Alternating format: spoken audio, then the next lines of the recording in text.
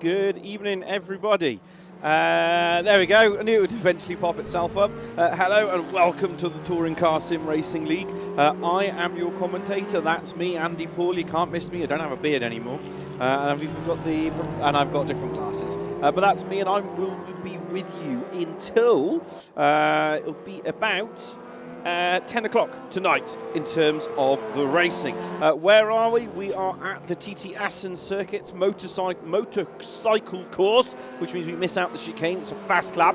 We're looking for around a 140. Is going to be the fastest lap of the day. Trebek's currently fastest on a 140.501. We have 10 minutes of practice remaining, and then from the 10 minutes of practice, we go to the qualifying session, which is 10 minutes of qualifying. Then we got race 1, which is determined from the positions of qualifying. Then we got race 2, and race 2 is starting grid is based off the finishing positions of race 1, and race 3 is a reverse grid of race 1. But don't worry, not all cars are reversed. 1 to 8 are guaranteed, and then from 8 to 12, because there is a 19-car field, they will decide. So yeah, keep an eye out. I will take you through that. We've got 19 drivers in, which is what I'd expect. I'm expecting one more, which is Luke Dugdale, to join us, to be 20, which is around the number I'd expect for the rest of the season. Right, in terms of the calendar, there we are. That's the full calendar on where we are for the rest of the season.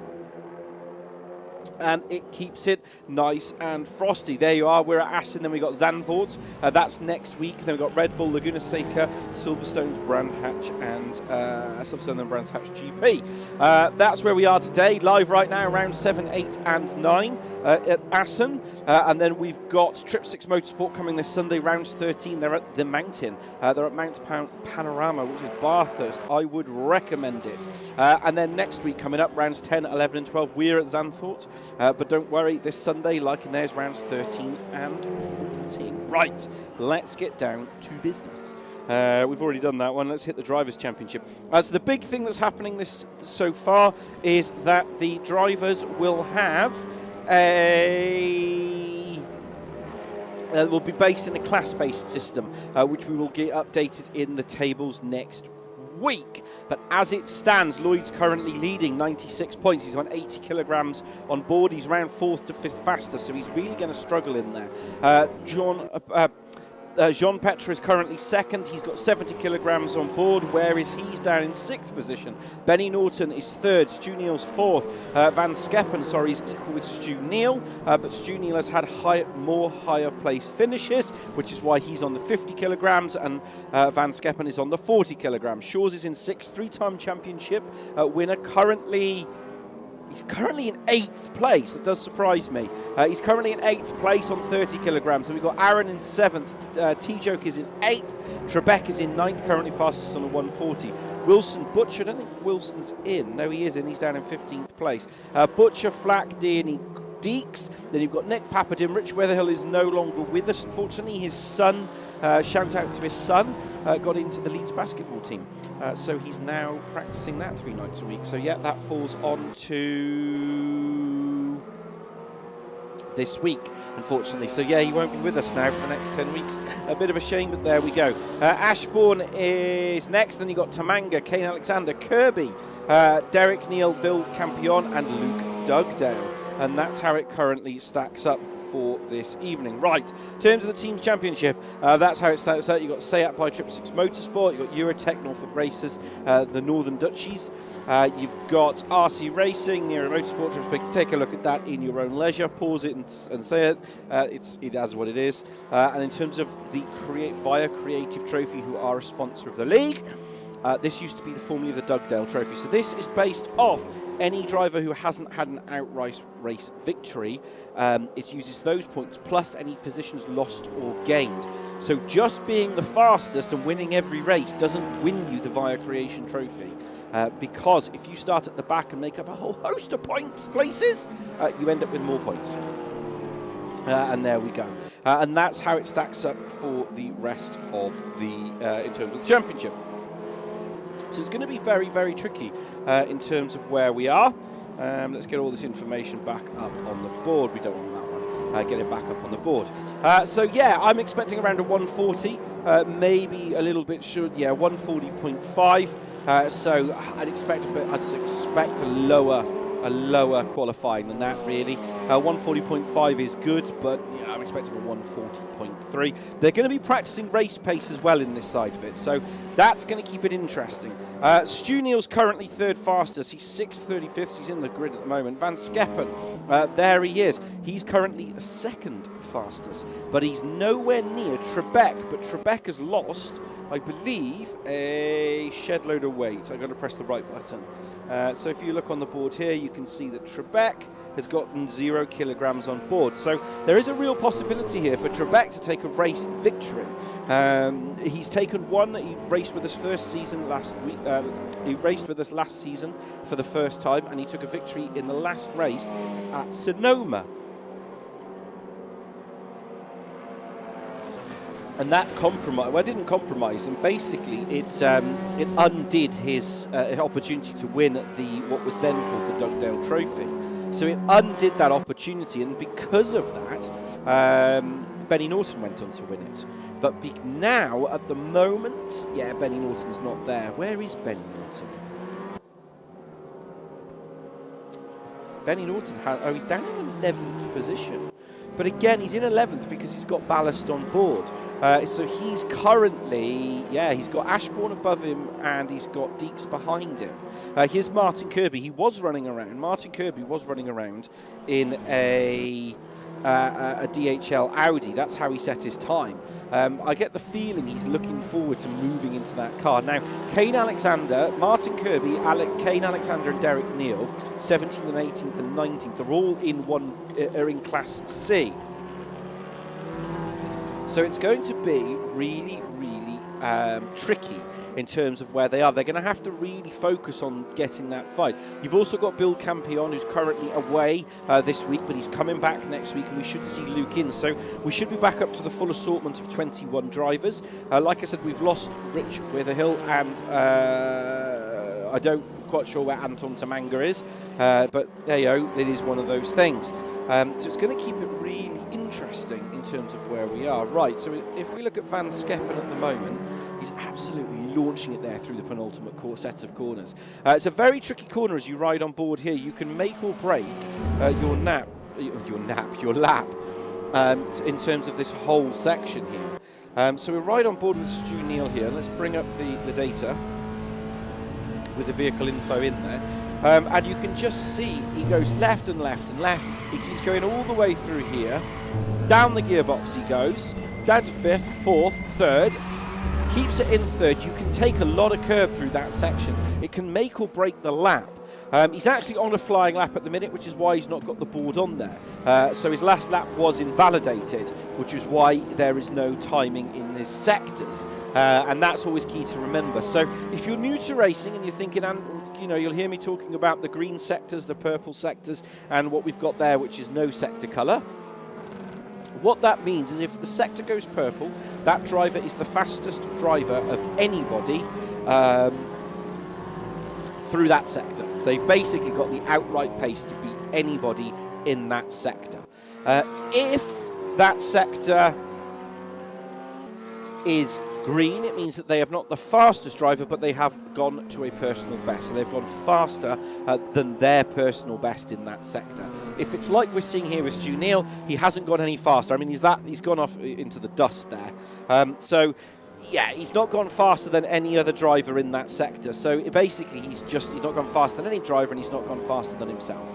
So that's going to cost him. But with 2 minutes 17 going, I mean, this is Butcher. He's down in 14th. He's found early pace in the little VW, but he's not. See, there you go. Middle sector 2. He's gone green. So he's gone faster.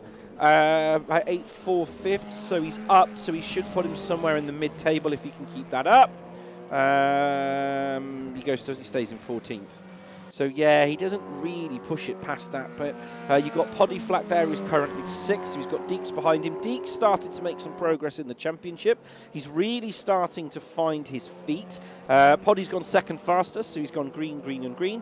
He's 460, so that's pushed Lloyd, the championship leader, down to 4th. Again, this is practice. so it's all provisional. Here's Stu Neal. Let's ride on board with Stu Neal. I've been keeping an eye on Stu Neal over the last few championships. He's been getting faster and faster, and he's really started to just get his elbows out a bit more and really go for defence. We saw that last week out at Zolder, which was a little bit of a little bit messy, shall we say, across the board, but Stu did a stellar defence against Poddy and actually slammed the door properly shut on him coming into the hairpin. It was a fantastic little stopping. So defence, that's the word I was looking for, defence. So yeah, keep an eye out for that, because I think that's really developed on that over the seasons. Here's T-Joke. He's currently 6th fastest. He's 2/100ths of a second off in that first sector, but it's that middle sector. The problem you've got with the Lincoln Co is it doesn't carry the weight very well, but he's basically, when he hits some corners, that car just doesn't want to do anything. So he's pulled over. Stu Neal's still out on the track. Is he going to do anything from here? Not really, because he's gone 3/10ths slower. He's up 3/10ths in that sector, so he's down in 5th. So Trebek and Poddy 1st and 2nd. Van Skeppen is 3rd. Lloyd is in 4th, but that's all Lloyd needs to do. Shaw's is the biggest surprise, because Shaw's is down in 11th. But the thing with Shaw's is he tends to just turn up. We've got the 20 drivers, and Luke, who currently holds the record as the only driver to ever take a. He's the only driver in the current field to take a race victory here. Everyone else hasn't, because the other race victors that we ran here are no longer racing with us. They moved on. So that's kept it very, very neat. Well, there we go. Trebek's out first. We're going to stick on board with Trebek. There he is in the 27, riding on board now. Let's get on board with Trebek, see how he does. Through the left-right section he goes. They're going to need to put a banker in. It's only 10 minutes. It's not an open qualifying session, so there isn't the benefit of a tow here. So they're going to have to do everything they can immediately. This is turn 1 as he goes down. He needs to keep it nice and tidy. No heroics through here into 3rd, and he's already binned it. So he's going to be reset all over again. Poddy is going to go through this sector 16. Very good defender. The thing Poddy has to be careful of is not going too far and pushing it out, because he unfortunately did get himself a penalty last time out. So yeah, he's going to have to be very careful in terms of that. Right, let's hit the auto direct. We've lost some of the buttons. There's the auto direct. So Trebek is going to go up through that first sector.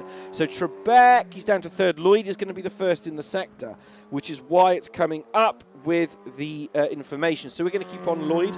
He's purple in sector 1, but he's the first driver through that sector. Van Skeppen's not far behind.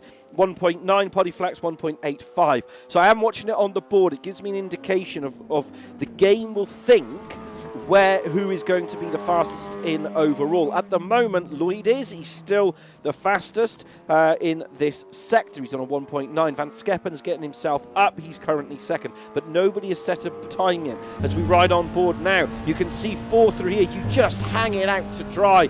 You hold on as much as possible. Sector 2, 118.031. Qualifying lap will be 140, I think, possibly a 139.9 if they maximise it. This is the penultimate set of corners, riding now down to the front camera. You can take, has he taken too much? Has he taken too much curb there? Has it become a lap invalidated? He crosses the line, 140.733. Don't think it's going to be good enough. Poddy Flat goes faster by 0.2 of a second. Trebek is on a flyer of a lap. 0.09 of a second faster. There you see it, green and purple. What can he do in the final sector? He's run wide. It's game over. It's game over. He's going to have a lap invalidated, I think. Did he get away with it? Jean Petra is down in 6th position. Where's Benny Norton? Hasn't got on the board yet. Does he get away with it? No, he doesn't. He does not get away with it. Lap invalidated. Derek Neal is out there. Look at him. Green, green, green on the board. This is important for Derek Neal. He pushes himself down into 11th position behind Kirby and Alexander, 10th, 11th and 12th, and Luke Dugdale, because they're all fighting each other. Papa Dim has turned up to the party. He's gone green in purple. He's green in sector 1, purple in sector 2. 1/10 up. Can he get that little four-wheeled Alfa Romeo? Can he hang it out to dry? Can he do anything? He's looking for a race victory. He needs to. That's what he's doing for his campaign, and he's broke the car. He's 100% broke the car. No wheels on that little boy. There is T-Joke. He's going round. Well, he's going to start his flying lap. Let's stay on board now. Van Skeppen's going faster. Kane Alexander, Stu Neal is up for it. Here we go. Green and purple sector 1. 2/10 up. He's got weight on board, don't forget. Where is he? He's down in 9th position currently. That way, if he cuts his pace up, you'll put him somewhere near 3rd or 4th, depending on what he gets on his final sector. What can he do here? Does he go through? Through the left side we go. No heroics. Needs to keep it nice and tidy. Oh, look, the buttons work. I didn't know they did that. There you go. I found a new button. You can press it on the keyboard and that changes it. There you go. Shaw's is on a flyer as well. We're going to try and keep on the board. He's 2/10 up. We'll see where Neil's sector 2 time is. That is it, 99. He's going to put a flake in it. 6/10 up. 6/10 up. A personal best, but he's 600ths of a second. Hundredths of a second off the fastest time. So he could put himself, not with that type of heroics. He needs to keep himself nice and tidy through the final corners. Through the left-hander. Knows to go. Has he gone too far? Has he gone too far? Has he got his lap invalidated? That's going to be key here. Is that going to push him across the board? What does he do? Sector 3 was purple, 2/10, but he does not go faster. He's lost too much time. Where is Shaw's? Shaw's is just on a flyer. And this is what I was saying. He's not unleashed the beast yet. We've seen him slightly muted through the opening 2 rounds, 6 races. Can he put himself on pole position? Will the commentator curse him? Oh, I think it did. I think it did. The commentator cursed him. He was going to go purple through the board. It's going to be reset all over again. Benny Norton is going a bit faster. Here he is. He's down in 13th position. He's up 2/10 of a second. 1/10 of a second. That would put him somewhere around 5th. T-Joke's popped himself into 5th on the board. 300ths. Papa Dim has gone into 6th. They're all suffering at this corner, this one but penultimate corner, and this through the final chicane. This is where they're really struggling. What can Benny Norton do? Can he go purple? Can he go purple? Can he set the board? No, he doesn't, but he puts himself in 7th position. Ashbourne's on a bit of a flyer here. He's really on a flyer. 900ths of a second. Purple in sector 1. The man in the 31 Audi. The yellow one, DHL. It's a cracking looking car, that. Love that car. What can he do? Sounds like he's got some broken wheels there. What can he do riding on board with him now? This is the back end of the circuit. He just needs to keep it nice and tidy. No heroics. No one else is really moving on the board. Trebek has put himself into 2nd position, but we're staying on board now with Ashbourne. He's 2/10 up. 2/10 up on the fastest time. He didn't just show up to the party. He's decided to blow it out the water. Can he keep it on the tarmac? No. Yes. No. Yes. Has he done it? I think that's a lap invalidated.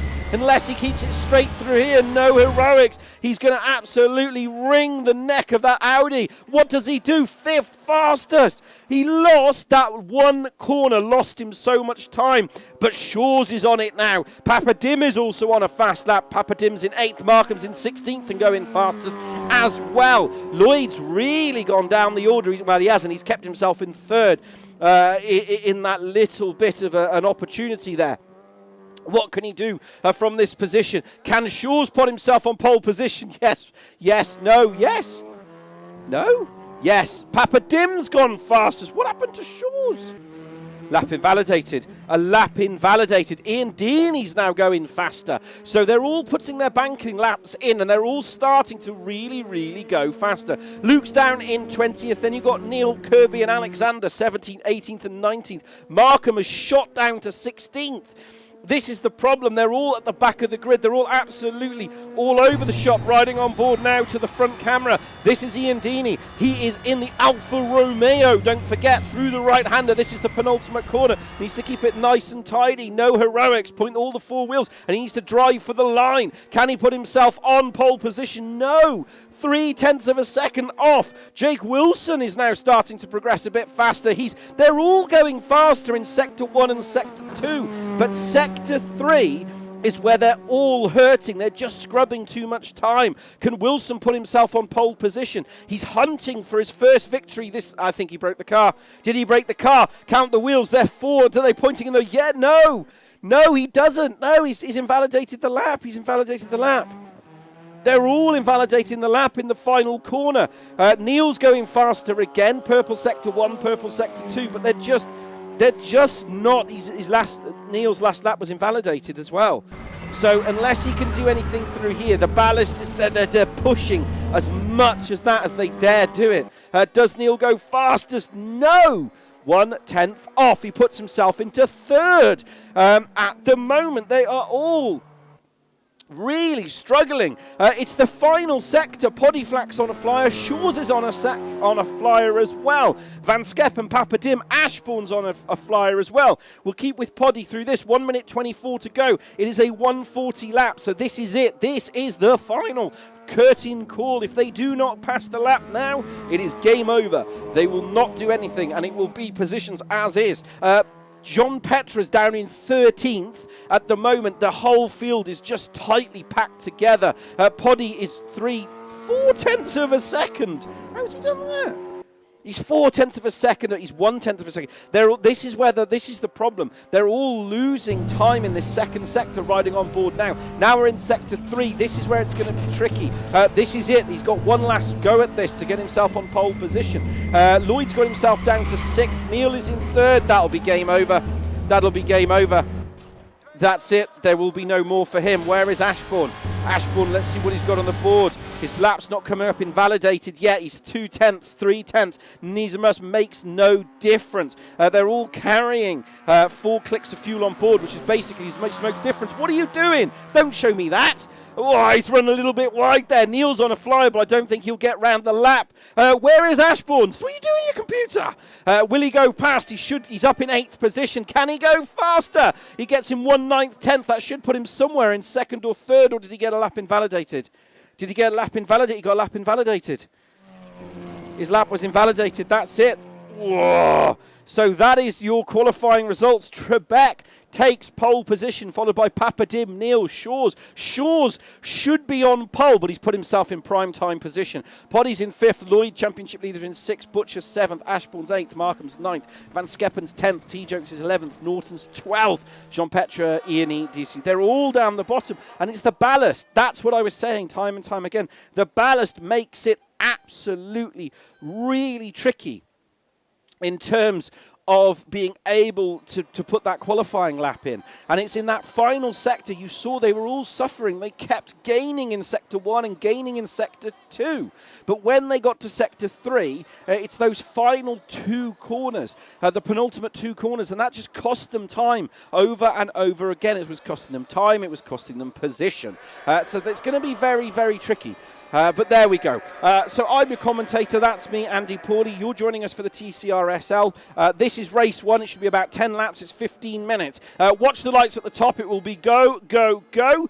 Momentarily, hold on to your horses. Is it going to get exciting? I'm guaranteed. And his lights out. Benny Norton. Benny Norton's automatically got a drive-through penalty. He will be back of the grid. Who's got a good lead off the line? Neil is side by side with Shaw's. There is 1st, 2nd, 3rd and 4th. Shaw's will have the inside into turn 1. They're all going to have to try and file through. Oh, Neil's run wide. Neil's run wide. Papadim, track limits exceeded. How is the middle of the field? There's T-Joke. There's the 28 of Aaron Markham. They're all side by side as they come through into turn 3. Keys to keep it nice and tidy. This is where it gets a little bit ferocious. Markham's up the inside. A bit of... Does he manage to do it? No, he doesn't.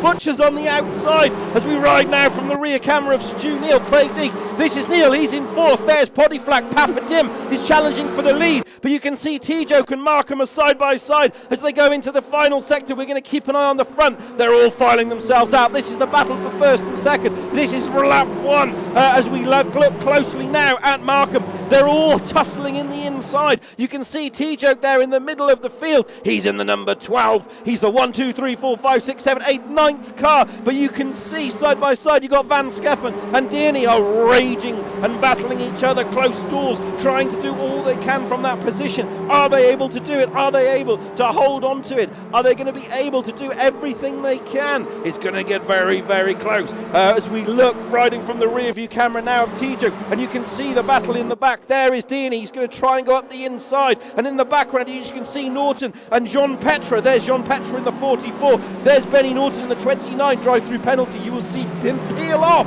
into the distance. Oh, he's peeled off into a completely different section of the track. Where's he gone? I think he's misunderstood where the pit entry was. Get that man. He's checked himself out. But there you go. You can see Ian Dini at the moment. Poddy Flack and Neil are fighting side by side.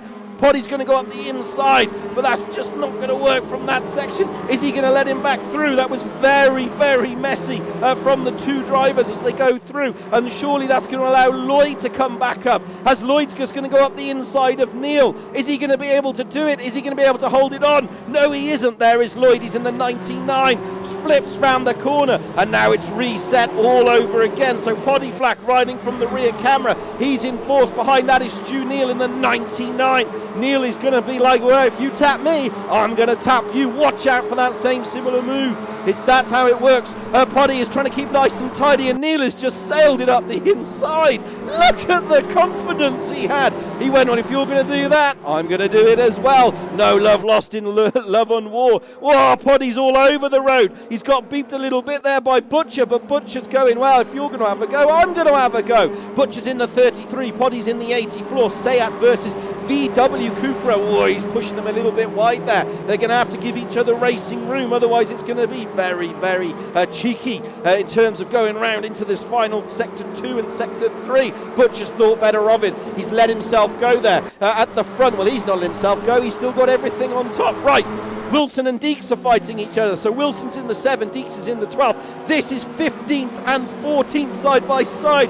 Whoa, he needs to keep it nice and tidy. He's going to be all over the road, cold onto it. And that's going to allow Derek Neal to sweep through. And Martin Kirby, he's gone right round that right. Trebek and Papadim are side by side. This is the battle for the lead. Trebek's on the left in the 27. And the right there, that is Papadim. What's happened to Papadim? Papadim and Shaw's has just gone, well, I'm just going to mug the lot of you. And he's mugged a lot of them. Has he broke the car? Has Papadim broke the car? We need to see on the straight if he's busted the wheels. We'll count them. There's just penalties all over the place. Luke, drive-through penalty, ignoring slow-down warnings. I think Papadim's broke the car. He's broke the car. The wheels are all pointing in the wrong direction.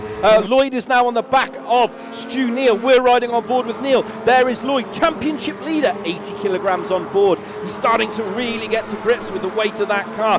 Van Skeppen and Dini are still fighting Wilson and Derek, but we're watching Neil and Lloyd, currently 5th and 6th championship leader, versus 99, the man who was second last year out in season 4, but he's got a point to prove. He's like, you know what, I've got less ballast, I can extract the maximum out of this car, and he's doing that tonight. Neil did a fantastic move on Poddy. Poddy, I just said, well, if you do that, it went through, tick that box. That's what I was talking about, utmost confidence in the car. There he is, there is Neil, he's in the 99. I am watching the Ashbourne-Deanley battle and the Wilson and Derek Neal battle in the background as well. They are fighting for 15th and 16th. Right, we'll just leave this and join the Neal and Wilson battle. There is Wilson in the number 7. 16, he's going the 7, but he's in 16, so he's fighting Derek Neal. Derek Neal is currently ahead of Kirby, Dugdale and Kane Alexander, and those three are all fighting each other for championship positions. They're in a Class C at the moment. Oh, Neil's just gone. Kirby's just... Where's Neil gone? Neil's checked himself out. He's basically gone to... Oh, that was very, very scruffy through that section of track there. Wilson's just going to have to keep himself nice and tidy through that.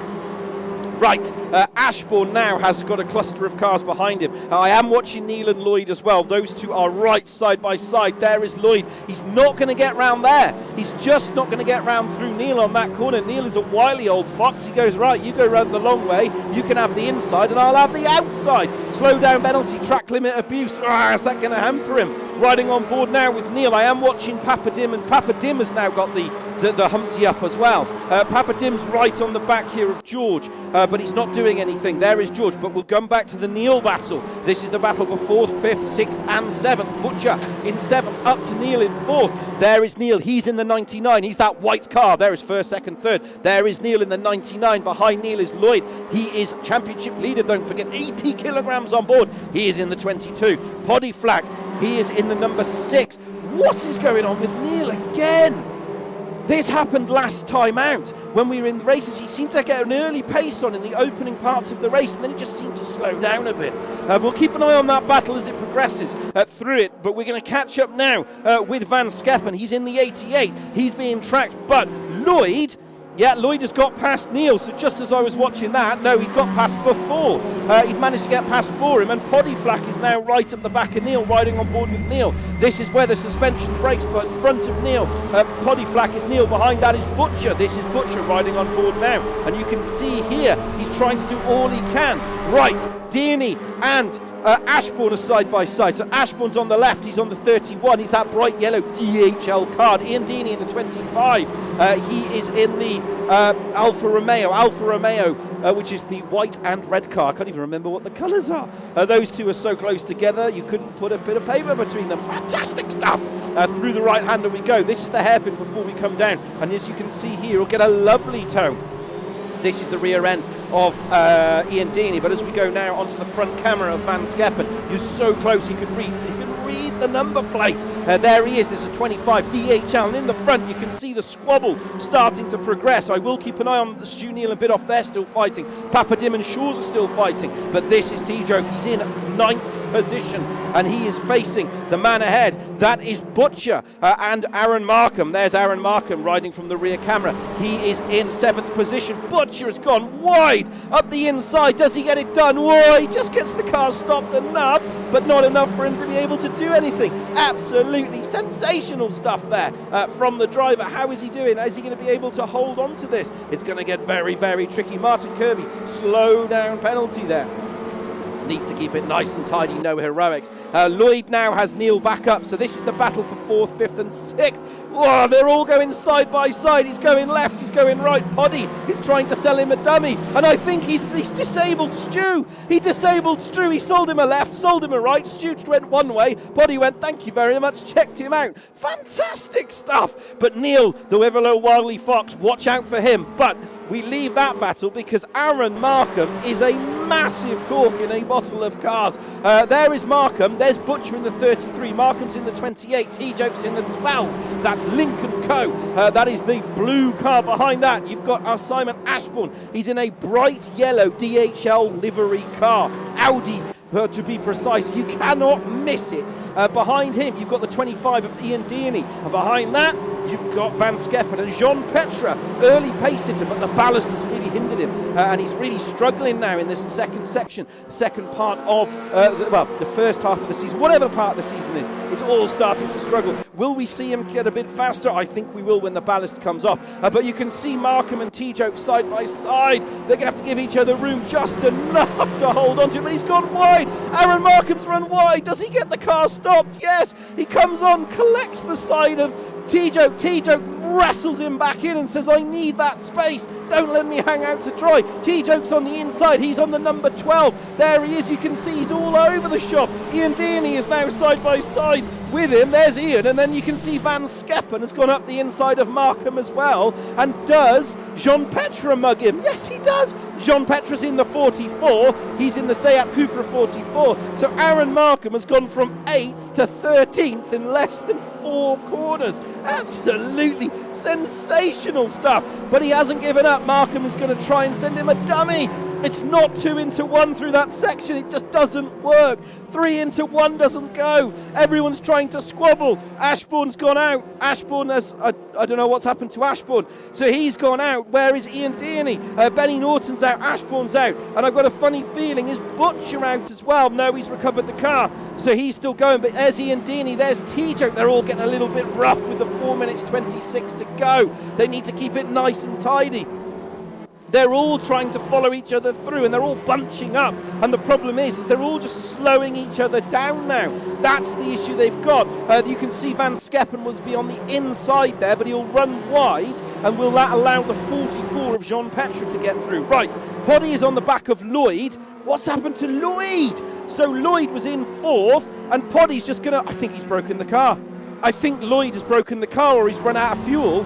something. No, he's not broken the car because all the four wheels are pointing in the right direction. What's happened to Lloyd? He's gone down to 5th. Is he going to lose 6th to Neil now? Jean-Petra's on the back of Van Skeppen. Craig's got a slow down penalty through the left-hander.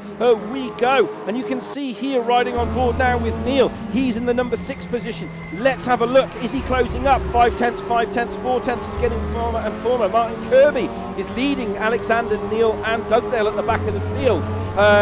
Is Neil going to be able to do that? Is Neil going to be able to hold on to it? He's again. He got really fast and then he just slowed down again. We've seen this before. But Lloyd, again, Lloyd must have had a slow down penalty. Trebek is getting multiple slow down warnings. He needs to be careful because otherwise he's going to get a disqualification. Right, Alexander is on the back of Kirby. Alexander's the 79 white Seat. Martin Kirby's in the 34. These two are racing each other for the champ. Martin Kirby's serving a slow down penalty.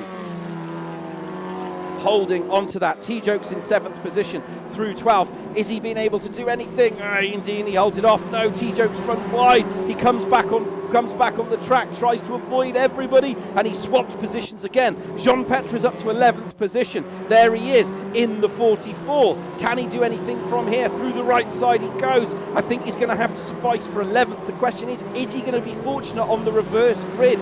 That's why they're all tussling here, because Ian Deeney is guaranteed to be on pole position, but the battle for the lead is on. Shaw's is in 2nd position. In front of him is Simon Trebek. Neil and Bidoff is also is battling as well, and Van Skeppen and T-Joke 9th and 10th, 5th and 6th, and 1st and 2nd. We're watching the front two at the moment, riding on board with Trebek. He's in 1st position. He's led from the start. He had slow down penalties, trying to do all he can. There's Ian Deeney, slow down penalty. Does Shaw's pounce on him? Shaw's is looking for his first win of season 5. He has got ballast on board, but not near enough to hurt him. So Shaw's, those two are basically 2.5 seconds ahead of the rest of the field. I don't think he's going to go round there. He sold him a dummy. He's tried to run him wide up the left side. Does he hold on to it? No. There's a little tap on the rear end there, but Shaw's hits the brakes and he goes, nope, I'm letting you pass through. Sorry about that. Reset all over again. Right. The battle for the middle of the field. They're all squabbling to get a guaranteed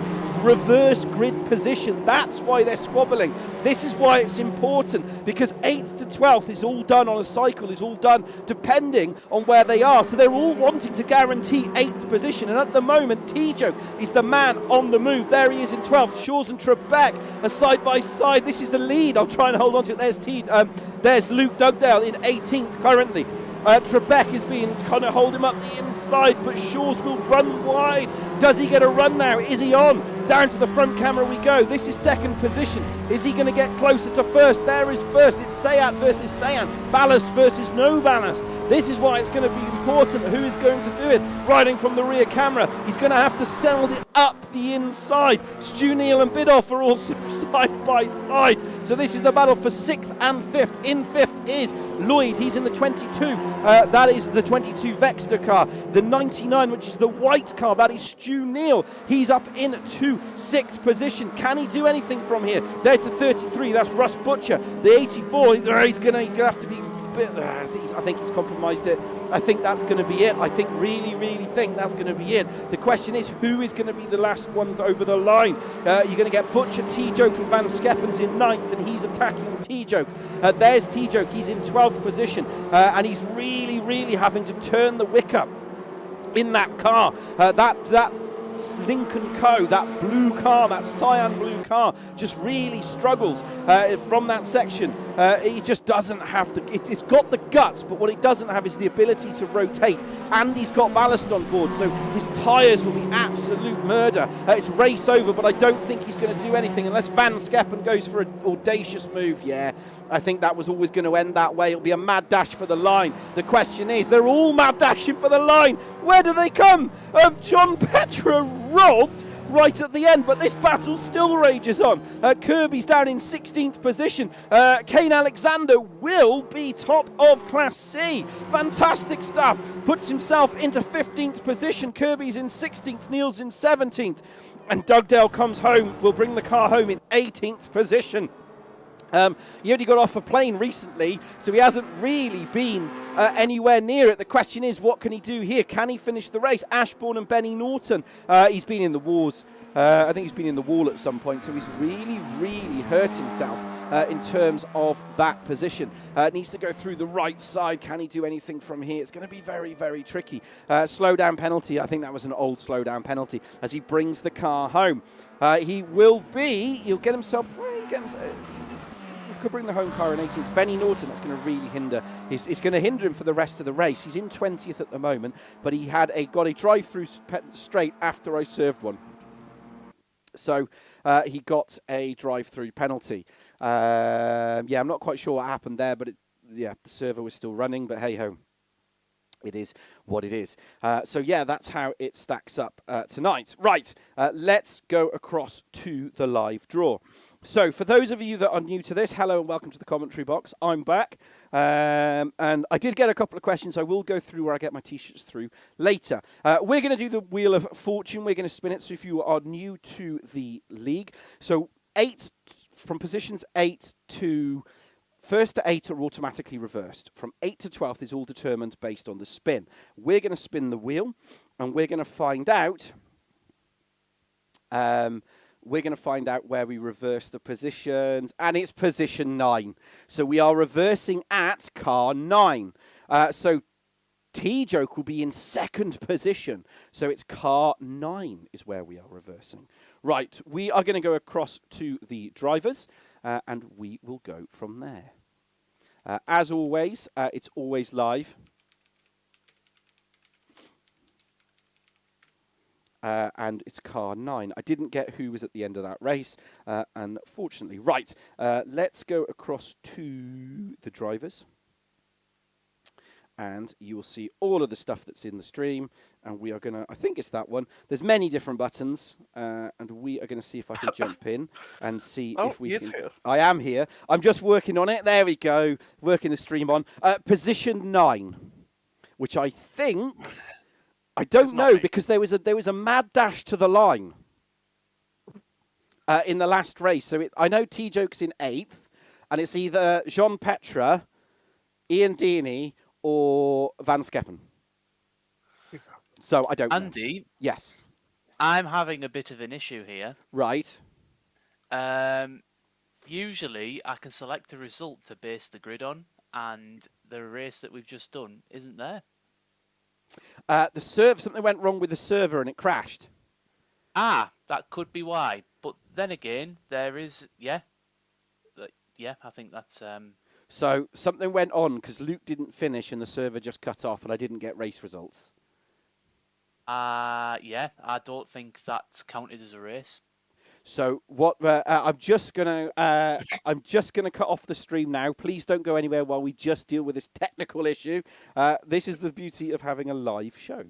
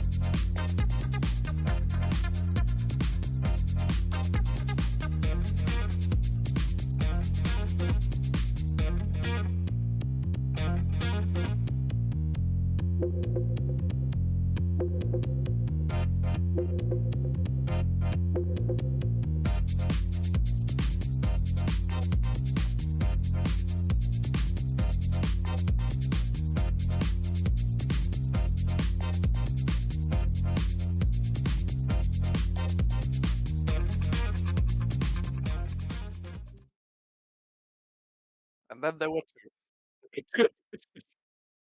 Press unmute. So I've unmuted it. So for those of you that are wondering, we've had a technical issue.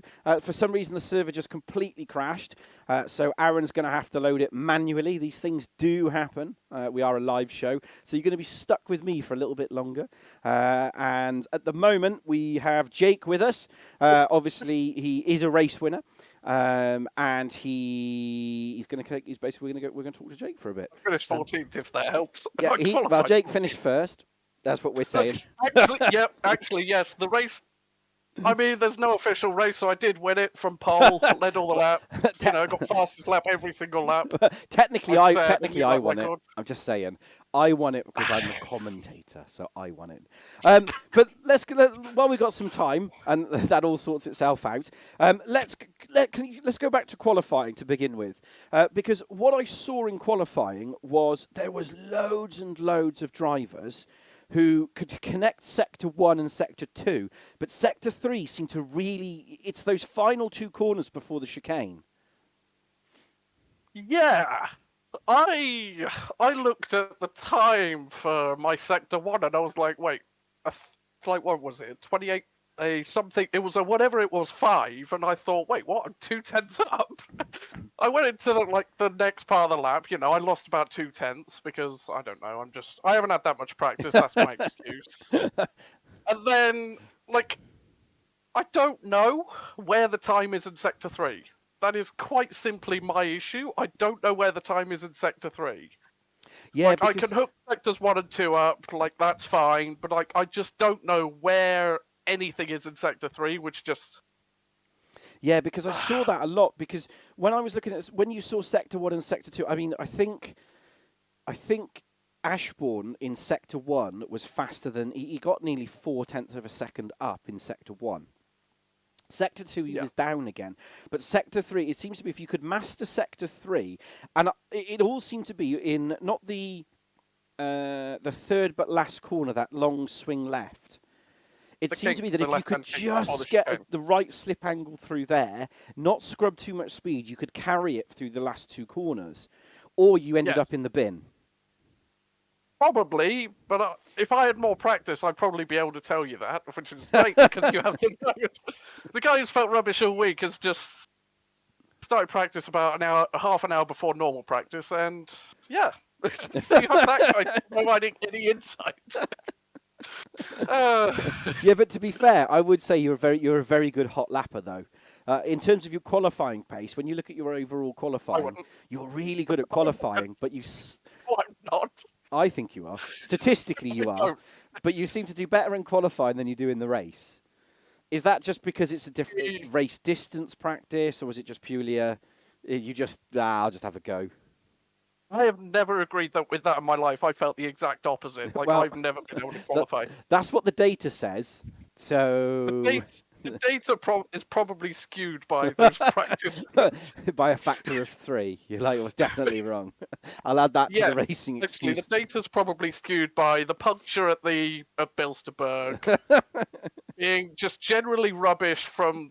Actually, no, qualifying wouldn't make a difference at the... Actually, no, I generally move forwards in the races, I feel like the Lausitz ring, for example. Yeah, well, you were very well there. Very, very well. And I was just rubbish. I was just rubbish at Zolder, quite honestly. That's my opinion of that. We haven't even talked about this race. Well, no. Well, I am trying to fill the time. That's what I am doing. I'm filling time here. Usually, I'm like, right, I got to go. But we're going to go to. We're going to go to Simon next. We've got Simon and Russ with us as well, along with Jake. Got bored of me, that's why. But I'm not bored of you. It's fine. They've got bored of me, not you. I am, Jake. Go back to qualifying, Simon. I want to start there first of all with the qualifying. Again, me and Jake were talking about this, and obviously yourself as Russ. It seemed that Sector 1 and Sector 2, people were kept finding time. And then when they got to Sector 3, it seemed to be that when you get to the third but last corner, and then the two last corners, so the last 3 corners, if you want to add that up properly, people just seem to either break the car, take too much curb, or just struggle through that section. It's one of those where you can carry a lot of speed, but you've got to get it right. because as soon as you get a little bit too much angle in the car and it starts to drift, you just scrub speed. So it's a real balancing act between carrying the speed and finding the right line. And I didn't quite hit the sweet spot tonight.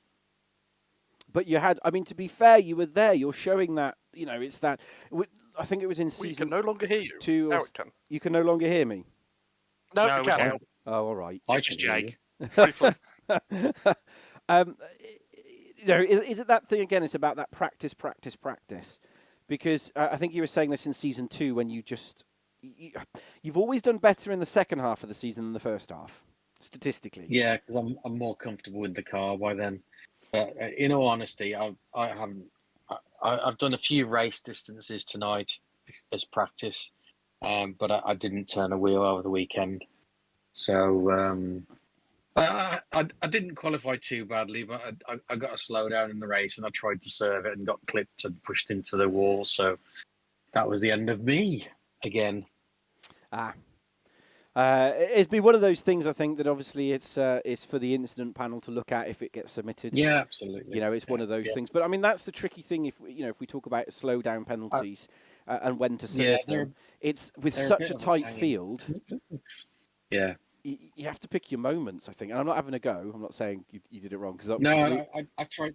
To be honest, it must have been a pretty bad one because I tried to serve it a couple of times and didn't get there. So I was coming into the final chicane. I thought I've got to serve it, otherwise, if I go much further, I'm going to get a drive through. And I tried to move off the racing line, and it was literally just a tiniest touch, and off it goes. That's all it takes. So. It does. I mean, that's the thing, and it just makes it. I mean, that's the thing though. When the field's so tightly packed and you're serving a slowdown penalty, it's so because I think it was the same at Sonoma. I think it was Sonoma as well. With such a close field, you served a penalty there, and similar type. Well, I don't know if it was a similar type of incident, but it was the same result. I think. I don't think I'd gained much when I went off track. I don't even actually know which car it was, and I had sort of a second and a half gap behind me, so I thought I'd be able to serve it quite easily. But I tried into just coasting into 2 corners, and it didn't get me there. And I was coming up to the final chicane. I had to take it, and just that was what I obviously went a bit too slow at the wrong time. It's one of those things, isn't it? I think, but I've got high hopes though, because like I said, the second part of the season's we're nearly halfway through the season, and then I think you're really going to shine. I think you'll go full spinal tap, turn up to 11. I'm not now. You've given me the commentator's curse. Don't worry. I have cursed everybody. Every season, Andy, you do this. Every season, you tell me, "Oh, you're going to go well. You're going to go well." I've got faith. I've got £5. You just nuke me. I've got a whisper bar riding on this. I haven't. Please don't report me to the Facebook police or the YouTube police. We're not a betting show, to be honest. But chocolate doesn't count as betting, does it? I don't know, Chocolate. but we'll find out. But moving away from yourself, obviously to Benny Norton as well, because he had to serve a slowdown penalty, and then got a slowdown penalty while serving the slowdown penalty. I mean. The beauty there is that I think I'd use the analogy of Wilson and Neil, is that both yourself, Simon, and Benny, you can work together now to drive through the field. One can drag the other one along, and you can work together. Up until you get to about 10th position, then I suspect it'll be you're on your own. But I mean, yourself, Benny, that drive-through penalty, because you got it off the line, I believe. Yeah, I jumped the start by accident. I didn't think that. I thought I saw the lights change, and I didn't. I was like, oh, God. So it's going to be one of those then, I think, because obviously second in the championship, 70 kilos, third, so it's 60 kilos on board of the car. Again, how are you finding that? Because again, I know I've talked to Jake about this, and Russ was the same as well. I haven't talked to you yet, Russ, but it was the same with Russ as well that I could see, and it's the same with everybody. Is that Sector 1 and Sector 2? Everyone was just rapid, same as yourself as well. I mean, with that 60 kilos on board, are you finding that's really hurting you towards the middle to the end of the race, or is it Well, I say that you stopped. So that's a stupid. No, I've done a few like races over the last week, and They were all right. I was holding off Trebek last night until the last lap when I made a mistake, but it's mainly down the straights. I make up any time on the corners, and then down the straights, I'm stuffed. You just get left behind. Yeah. And the thing is, though, without the chicane, and obviously it's the MotoGP course, that there is a whole section of just pure throttle all the way down, which I presume you really need a tow at that point. Well, I had a tow last night off of Poddy, and Poddy was still driving away from me, and Trebek was catching me, so I don't think it matters too much. I was like, oh, this isn't going to go well. But then I presume the best thing to do is to shave the ballast now for Zandvoort.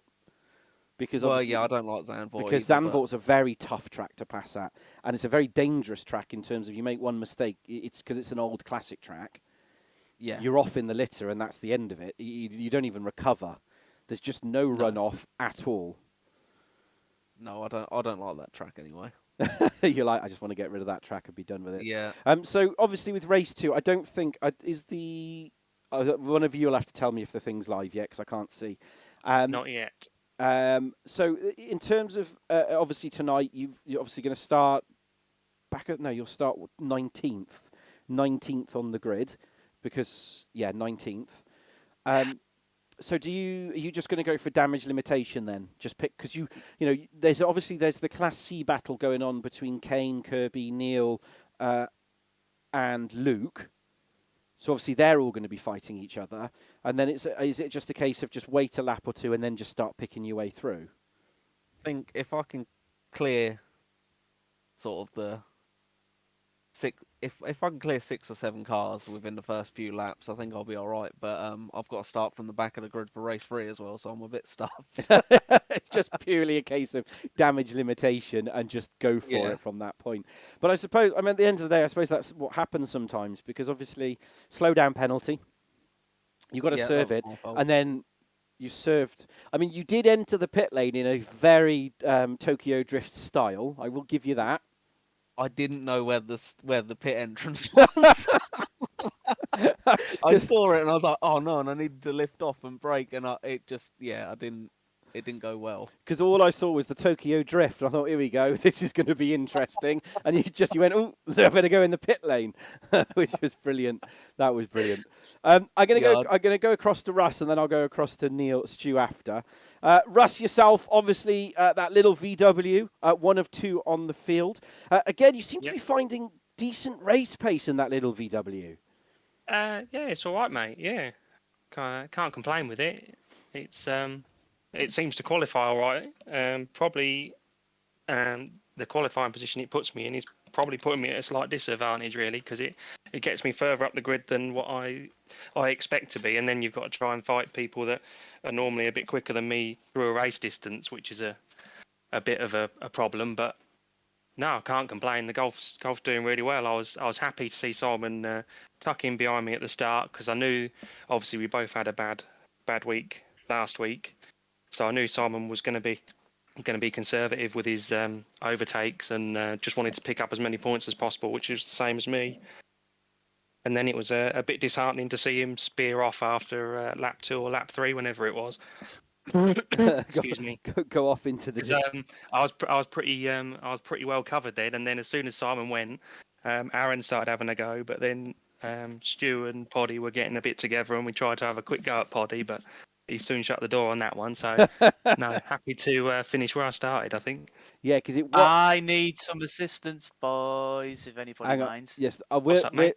We are going to go into a technical break, and then I will be back. So hold on, these things do happen.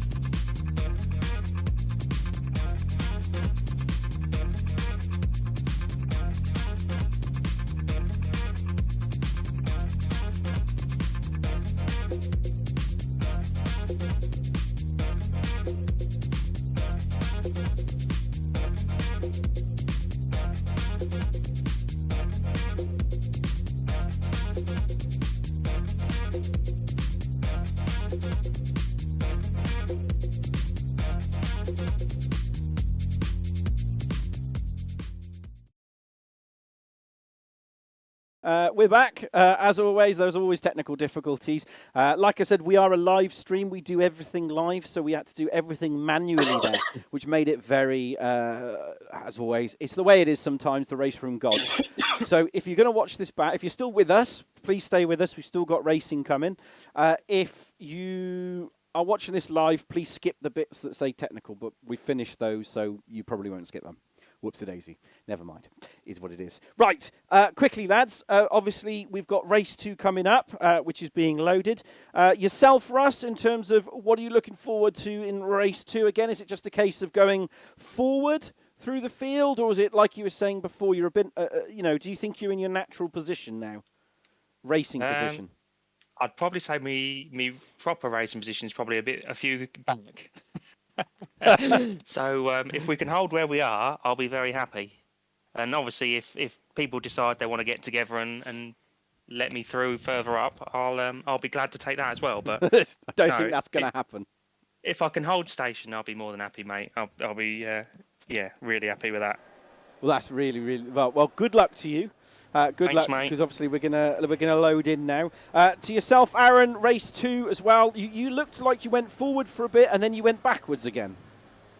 Yeah, I had one moment of a mistake. I think I ran wide, in that fast left-hand yes. before the chicane, and I had a big slowdown, and I kind of got mugged off everyone at that point.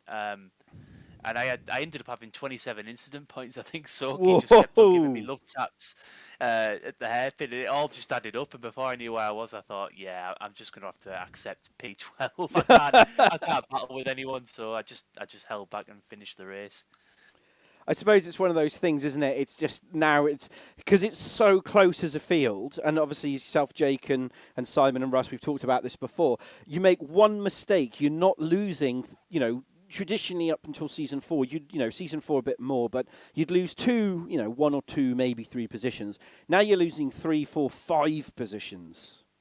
Yeah, I mean, we alluded to it last week, didn't we, in your Pawleys Pit Lane podcast? But it wasn't last week. I was going to say it might have been last week. It might have been even longer. The week before. We said, didn't we? It was a bit like Formula E. You lose, you don't lose one. There's like a gaggle of cars ready to pounce. You kind of have to just accept it. It was mental. I was like, what's going on here? Van Shepard's passed, Deeney's passed, Soki's passed. I couldn't believe it. But yeah, it is what it is. I mean, I imagine another week will go by and it might happen to someone else and I benefit from it. So yeah. It's just one of those things, isn't it? But I enjoyed it. I had good pace, and I know I can build on that from. Do it, which is really good. Here. Yourself, Simon. Before I go to Russ and I'll go to Jake, we got 4 minutes 18 left. Yourself, Simon. Is this again, like we were saying with Benny? Is this just a case you two work together and it's just damage limitation now? Yeah, I'm letting Benny go first because he's about the same pace as me with 60 kilos, so. He can carve the route and I'll follow him through. And you'll just... And then you'll hit him with the fresher tyres at the end. Well, if I'm still there, I'm not doing well this season on even making the finish line, so I just need to get some points now. And I didn't say that, so I didn't curse you. Just pointing that out. We all heard it on stream. I did not curse him. Yourself, Russ, again, is it a case of just see where you go, just start to go a little, just keep going forward, and just kind of stay out of trouble a bit? That's it, mate. Stay out of trouble. Get some points on the board because after 14th last week and a no finish in race 3, I need to try and bag some points again. So as long as it's top 10ish, I'll be really happy. Brilliant. And yourself, Jake, obviously towards the end of the back of the field, but again we saw this out in the first week. Are you going to look to carve your way through that field again? Because you are rapid in that little Peugeot. The last this ring was different because I had a lot more practice. Like, I just haven't felt well all week, so I just essentially I put my computer on put my computer on. I opened Raceroom about 7 o'clock and started practice then, so I'm just going to get faster and faster, but the faster and faster is not going to be passing like 45 cars, because You just won't pass 45 cars in this field. No. But, you know, it's going to be exciting, though, I think. It's going to be exciting. Well, thank you all for joining me on this extended between race starts. So thank you very much. And no doubt I'll talk to you after race 2. Always a pleasure, Andy. Always. No worries, Dan. Speak Right. to you soon, mate. Good luck. Bye. So there we go. It's going to rate the call. How should we rate the call? Let's say it was a happy call. There we go. As always, we always see here that I think that was the one. Yay, it works. This was broken last week. Yeah, so it always happens. We are a live show. So, you know, thank you very much. I can still see quite a lot of you still watching. Thank you very much. I'm going to need to get a technical difficulty slide put up. But there we go. 1 minute 52 left of this practice session. Then we go into race 2. So race 2 is determined off the starting position, the finishing position, of race 1. That's why it takes so long to do that, because we have to put everybody has to go in that right position. But as we saw at the end, it was a absolute photo finish. So, yeah, between Van Scheppen's going to start on pole, followed by Tcsrl for race 2. So that's going to be exciting, really. So Tcsrl, again, race 3 opportunist, don't forget. He took a victory in the opening rounds, round 3, he took a victory. So can he do the double again? Or can Van Scheppen, after taking a victory last time out, take a second one? But it is what it is. Right. Let's go across to the live feed again. All the buttons are on. Please, please, please, please put it in there. And again, Trebek was the race victor in race 1. So well done, Simon. That's 2 wins in the Tcsrl so far. Don't forget, he took his maiden victory last time out at Sonoma, when we were at Sonoma for the final of season 4. Yeah, it was season 4. He took the final out of season 4. It's a fantastic victory. If you haven't watched it, please go back. Right. If you're not doing it yet, next week, we're going to be rounds 10, 11 and 12. We'll be at the circuit Zandvoort. That's where we are, Zandvoort. And don't forget this Sunday, rounds 13 and 14 of the Trip 6 Motorsport Championship. They've got Mount Panorama coming up, and then they've got one more after that, 15 and 16. Please check them out. They are, and it's a fantastic race series. Really, really good. Different from this, we run ballast and a bunch of other things. That's all about raw pace in that as well. They do a reverse grid as well for race 2. Their races are slightly longer, so it's a different type of tyre management that you need. So yeah, I would highly recommend watching them. It's absolutely brilliant. I'm your commentator. That's me, Andy Pawley. I will be here for the remainder, for about another hour, to be honest. Maybe a little bit longer. Yeah, it's going to be very, very exciting, I think. Very, very exciting. They're all going to lobby up now with a 56, 55 seconds, and we will go into race 2, which is going to be absolutely magnetic. They've already started lobbying up, hence why they're on the grid. You can see all the cars popping in as they get ready to rock and roll. Ryan, nice to see you again. I think Ryan is trying to get sponsorship to race in the Mini Championship, I think. So please get onto the Facebook. I don't know if he's put anything on there, but if he has, go check him out. He's brilliant. And that's me, the Touring Car Sim Racing League. Oh, look, it comes up. Well, there you go. I learn something new every day. And here we are. It's lights away. The flights are flashing. Trebek's on the lead, followed by Jules, Papa Dim, Flack, Bidoff, and Neil. There's the grid. Get ready. Hold on to your horses. And it's green, green. Hold the red lights. And it's lights out, and away we go as they all launch themselves into the first corner. Has Jules managed to get the lead? Is he alongside Trebek, or has Trebek launched the car perfectly? No. Trebek has done the dirty. He's launched it perfectly into turn 1. Poddy is trying to wrestle himself in the background. He's side by side with Papa Dim. Papa Dim will hold on to it, but Papa Dim's had a slowdown penalty. Where's Neil? Neil is side by side with Butcher. Those two had a little bit of coming together through the last season. Butcher's, like I said in the chat, he was just trying to say, well, there's contact. There's contact between the two drivers. Cannot believe it. Who is that? Is that Ian Deaney? No, it's Papa Dim. Papa Dim has gone all the way down to the back of the field. He's absolutely holding on to it. Where is Neil? Neil's down in 16th position, but we can't look back now. There's Butcher. Butcher's in 5th position. Shaw's is challenging Trebek again. Poddy's got Bidoff right behind him, but there's Butcher. Butcher is the massive cork in this bottle. There's the rest of them, nose to tail, side by side as they come through in the sector 2 of the race circuit. There's Jean-Petre, made some fantastic places in the opening lap. He's into 7th. Where is he? There he is. He's in the 44. In the background there, you can see there's Kane Alexander Ashbourne. He's really starting to make hay now.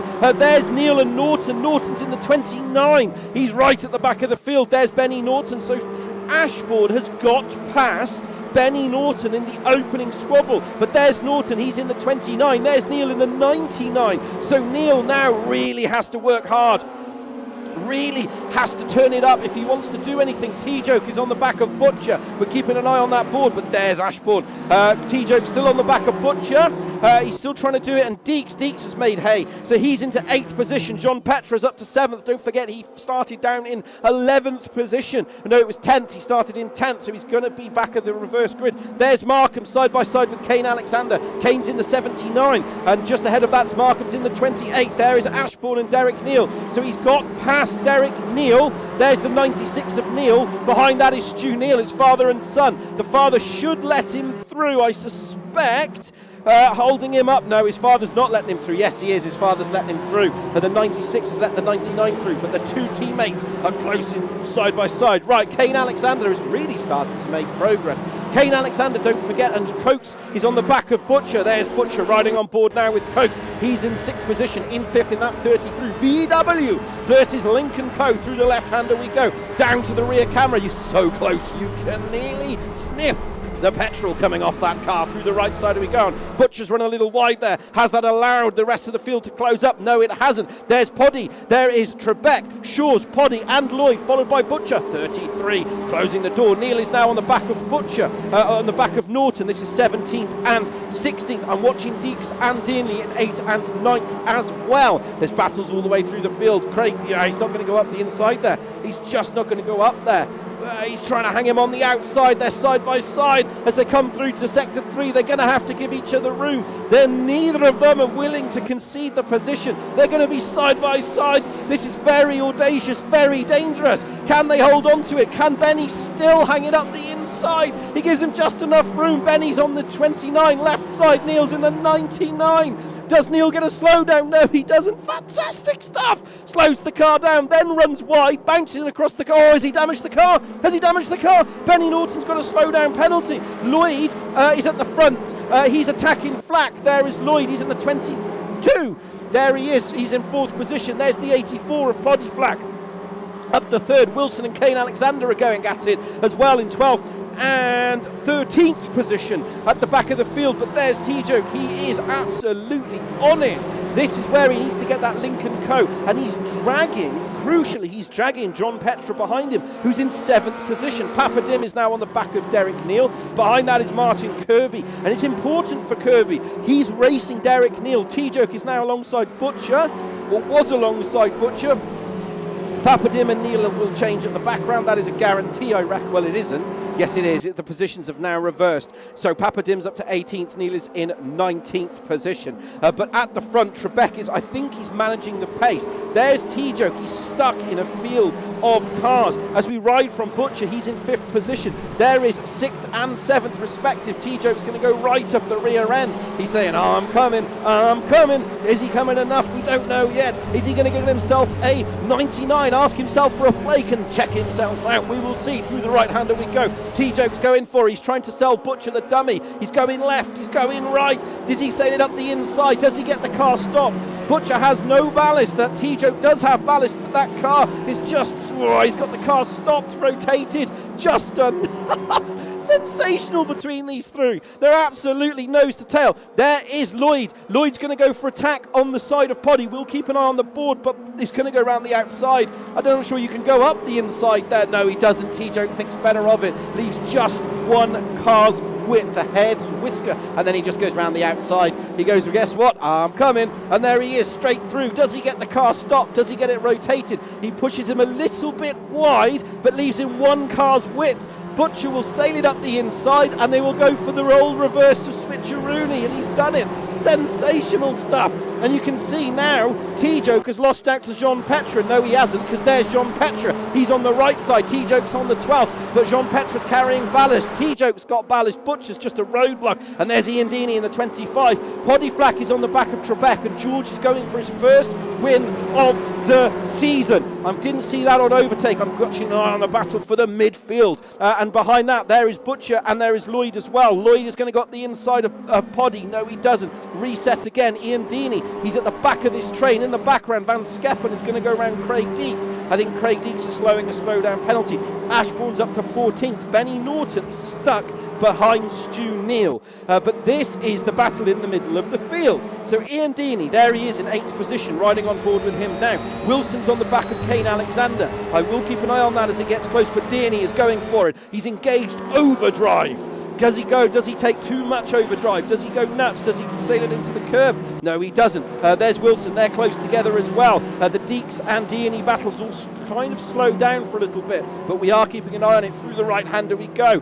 This is the last two penultimate corners. There's battles everywhere in the field. The question is there enough battles? There is Jake Wilson. He's in the Peugeot 308. To the right side, that white Seat, the number 79. Kane Alexander leaves just enough room. Kane is no easy pushover. He's I don't know where he's got his training from, but he's really leaving just enough room. These two having an absolutely sensational race. Wilson's not going to be able to go around the outside there because Kane just couldn't hang it. He couldn't hang it up the inside, and that's position swapped, I think. And you can see Ashbourne down in 14th. So Ashbourne is making progress now. Right.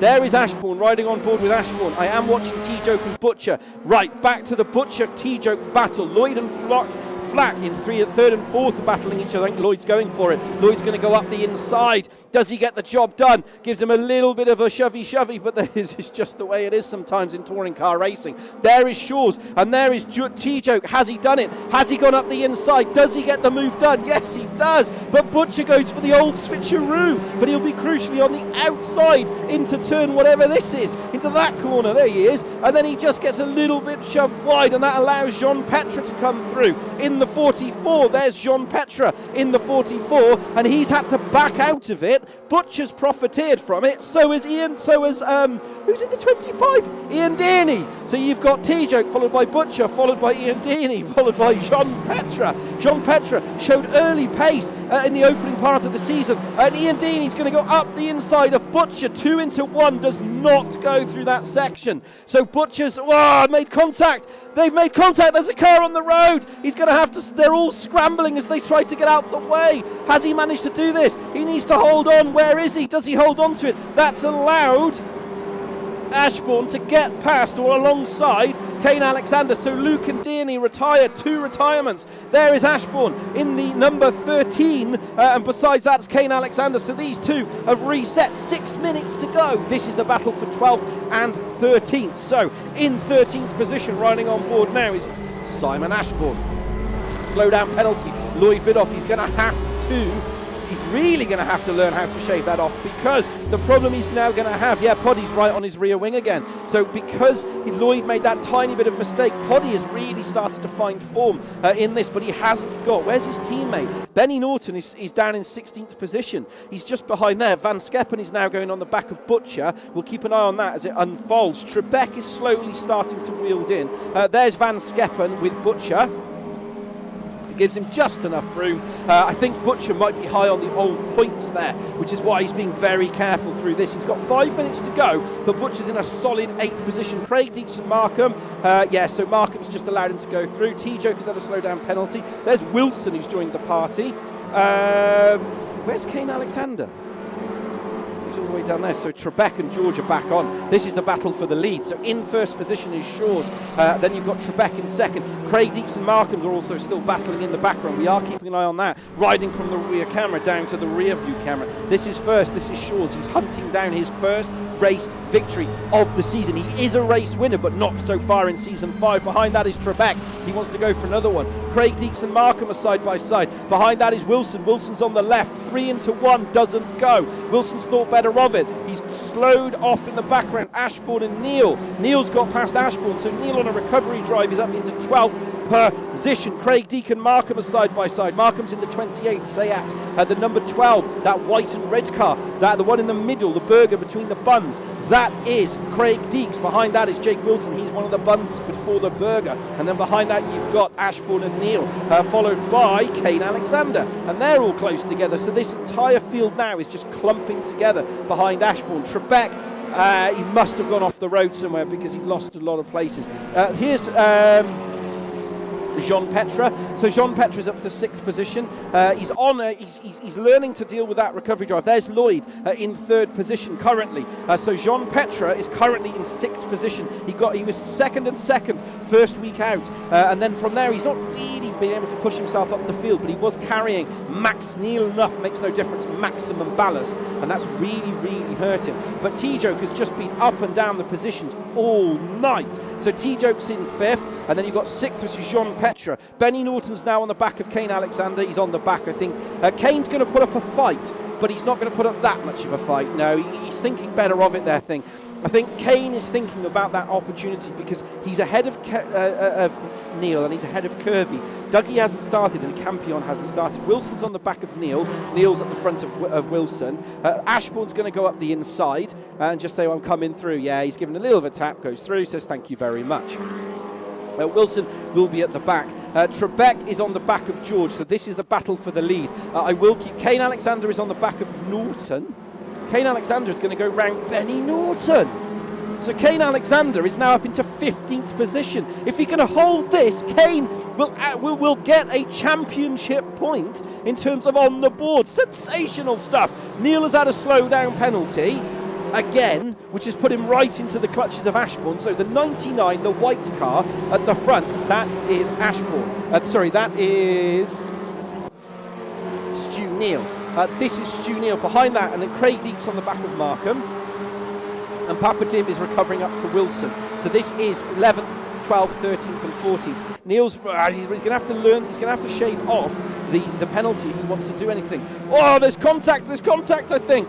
There's contact between the drivers. Has he managed to hold on to it just enough? I did manage to catch that. Like I said, we only ever see one thing on camera, so we always have to be careful what we say. There's Papa Dim. So Neil has gone backwards again. Trebek is now on the back of George. This is the battle for the lead. This is 1st and 2nd. In 1st position is Shaw's. In 2nd position is Trebek.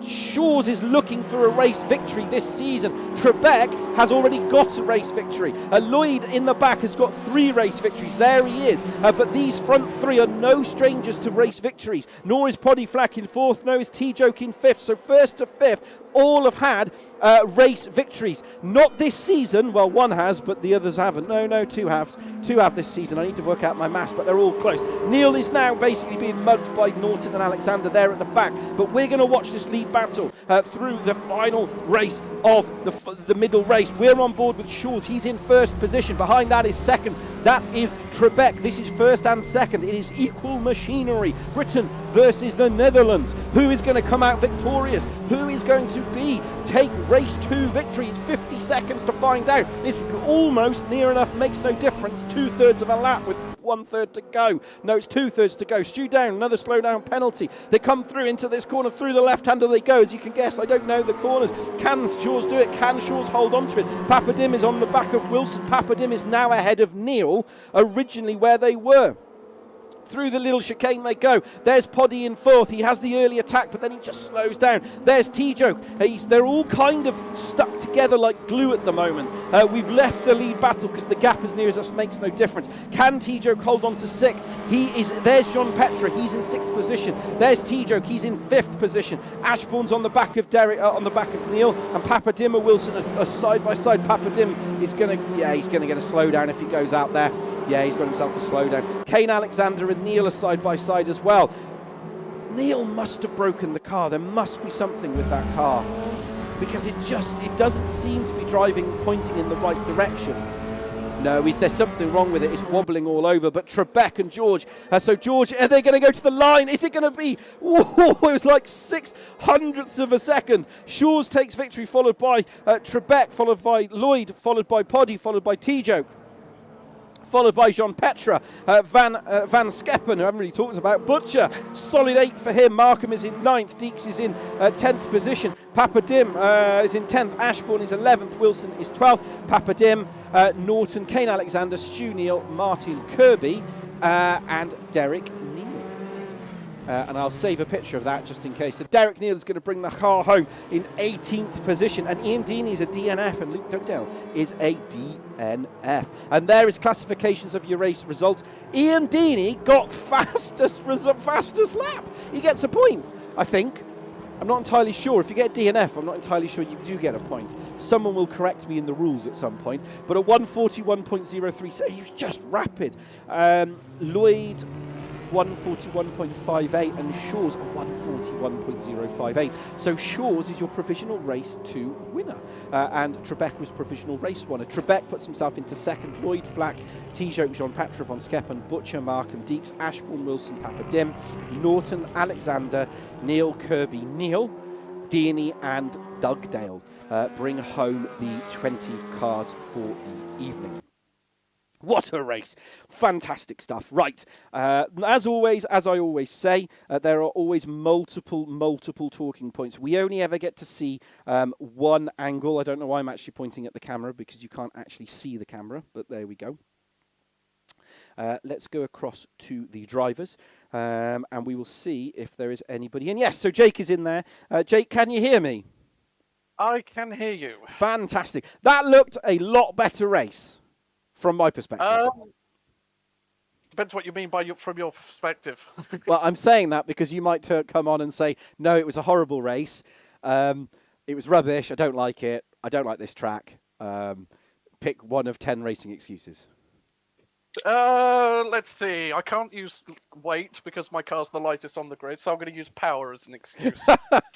It's not the driver. It's not the driver. The driver's the greatest in the world. Like, genuinely, if you put me in the slowest car in the world, I'd beat a Formula 1 car over a lap. Anyway. But again, it looked like, it looked very sensible. It looked very touring car-esque, but a lot better than last week in terms of the nudging, shall I say. Well, from my perspective, it seemed to be a little bit more, it seemed to be fair nudging, I think would be the word. Very fast track, so I think people are giving more and expecting if we fight this much, we are going to have an accident. Yes. Like the fast left at the end of the lap, the MotoGP chicane. Like, you have contact through there, you are flying off. You're on a one-way ticket, you've checked yourself out, handed the key card to the hotel and checked yourself out. That's what you've done. Exactly. Exactly. But it looked like you had, from our perspective here, obviously, it looked like you had a much more enjoyable race, I think would be the word. It was both races were enjoyable. The problem is, like, the field is so tight that if you're, like, having a rubbish race, you're 14th, 15th with no weight instead of fourth, like third or fourth. But again, I think that's what makes it exciting, though, because it's another level of skill. Because everyone's so close together, you have to concentrate. I'm not saying you don't concentrate, but you know what I mean. We talked about it before. You make one mistake, and you're not losing 2 or 3. You're losing 4, 5, 6 positions now. Absolutely. Like, 7 tenths off in qualifying gets you 14th. Which is... It's insane. Like, I've had series on ovals where that hasn't even been the case. Well, that's a testament, I think, to the drivers and the way the rules are done. To be honest, it's just ridiculous. But it presents its unique problems, though. So the serve is now up. If you want to jump in, before I go back to obviously both of you, Simon, that looked like you looked like you had a much better race, actually. I did, yes. I enjoyed that. It was nice to get a decent result and some good racing as well. Really, really tight at the back. Had a good race with Kane for a few laps, and then he made a mistake and went off, and then. Stu got me just after, and then I made a mistake, and Kane was back up behind me. So it was a good race. And unfortunately, I've done what happened to me in race 1. I clipped Stu because he lifted and I wasn't expecting it. So I have apologised to him for that. But it was completely unexpected. I was completely flat out, and he just seemed to slow in front of me, and I just had nowhere to go, unfortunately. Bit of a shame. It's one of those things, but again, it's like I said in terms of the race one incident. I say use the word incident. Obviously, with yourself slowing down as well, we only ever see one thing, and I think the hardest thing. I don't know if you'd say this as well. I think the hardest or the new skill I think that now has to be developed is how to lose the time of the penalties. Because I tried to coast into the slow corners rather than braking hard. But obviously, if there's someone close up behind you, you're going to lose a place doing that. But as I said in the first race, that didn't help me. I tried it into 2 corners and it didn't clear the penalty. So, well, if you want to know about how bad penalties were, Papa Dim came on because in race 1 there was something wrong. He said I took 84-second penalty when, or it says 84 second, it might be 0.84 seconds when George passed him. When Shaw's passed him, apparently got a penalty in race 1. I'm not sure how that works. I don't know. But I don't know. But that, yeah, and I think that's what it is now, because you see, everyone is racing so on the limit, and taking a penalty now actually costs you a lot of. It doesn't cost you just the penalty. No. It costs. I did have a really interesting race because I forgot to switch the stream off before I started racing. Well, I'm glad I was there for you. I had you commentating almost 3 seconds behind where I was on the track the whole time, which was a little distracting, but it got me through. Nice to hear from you, Andy. That's all right. It's like, I'm sure that's already happened. To be fair, I should really learn the corner numbers, but I just haven't had time between the races.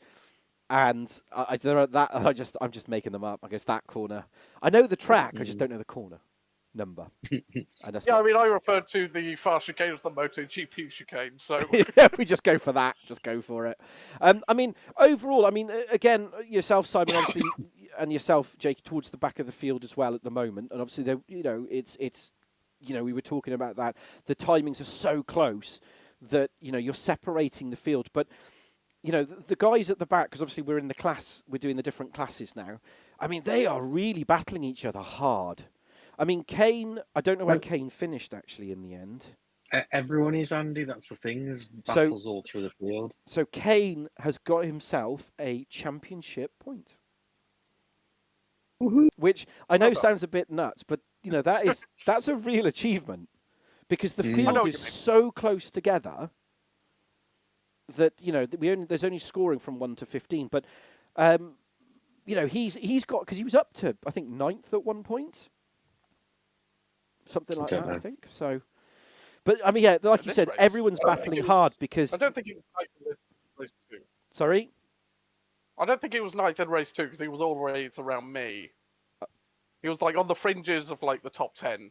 Well, let's say I took away a couple of numbers. Let's go with that. But obviously with the class system now that we've got coming in, it's almost reinvigorated the championship. I think. We're only in the 3rd week, but you've got the guys at the back, and they're always having a close race, but they're really having a close race now. Yeah. Yeah.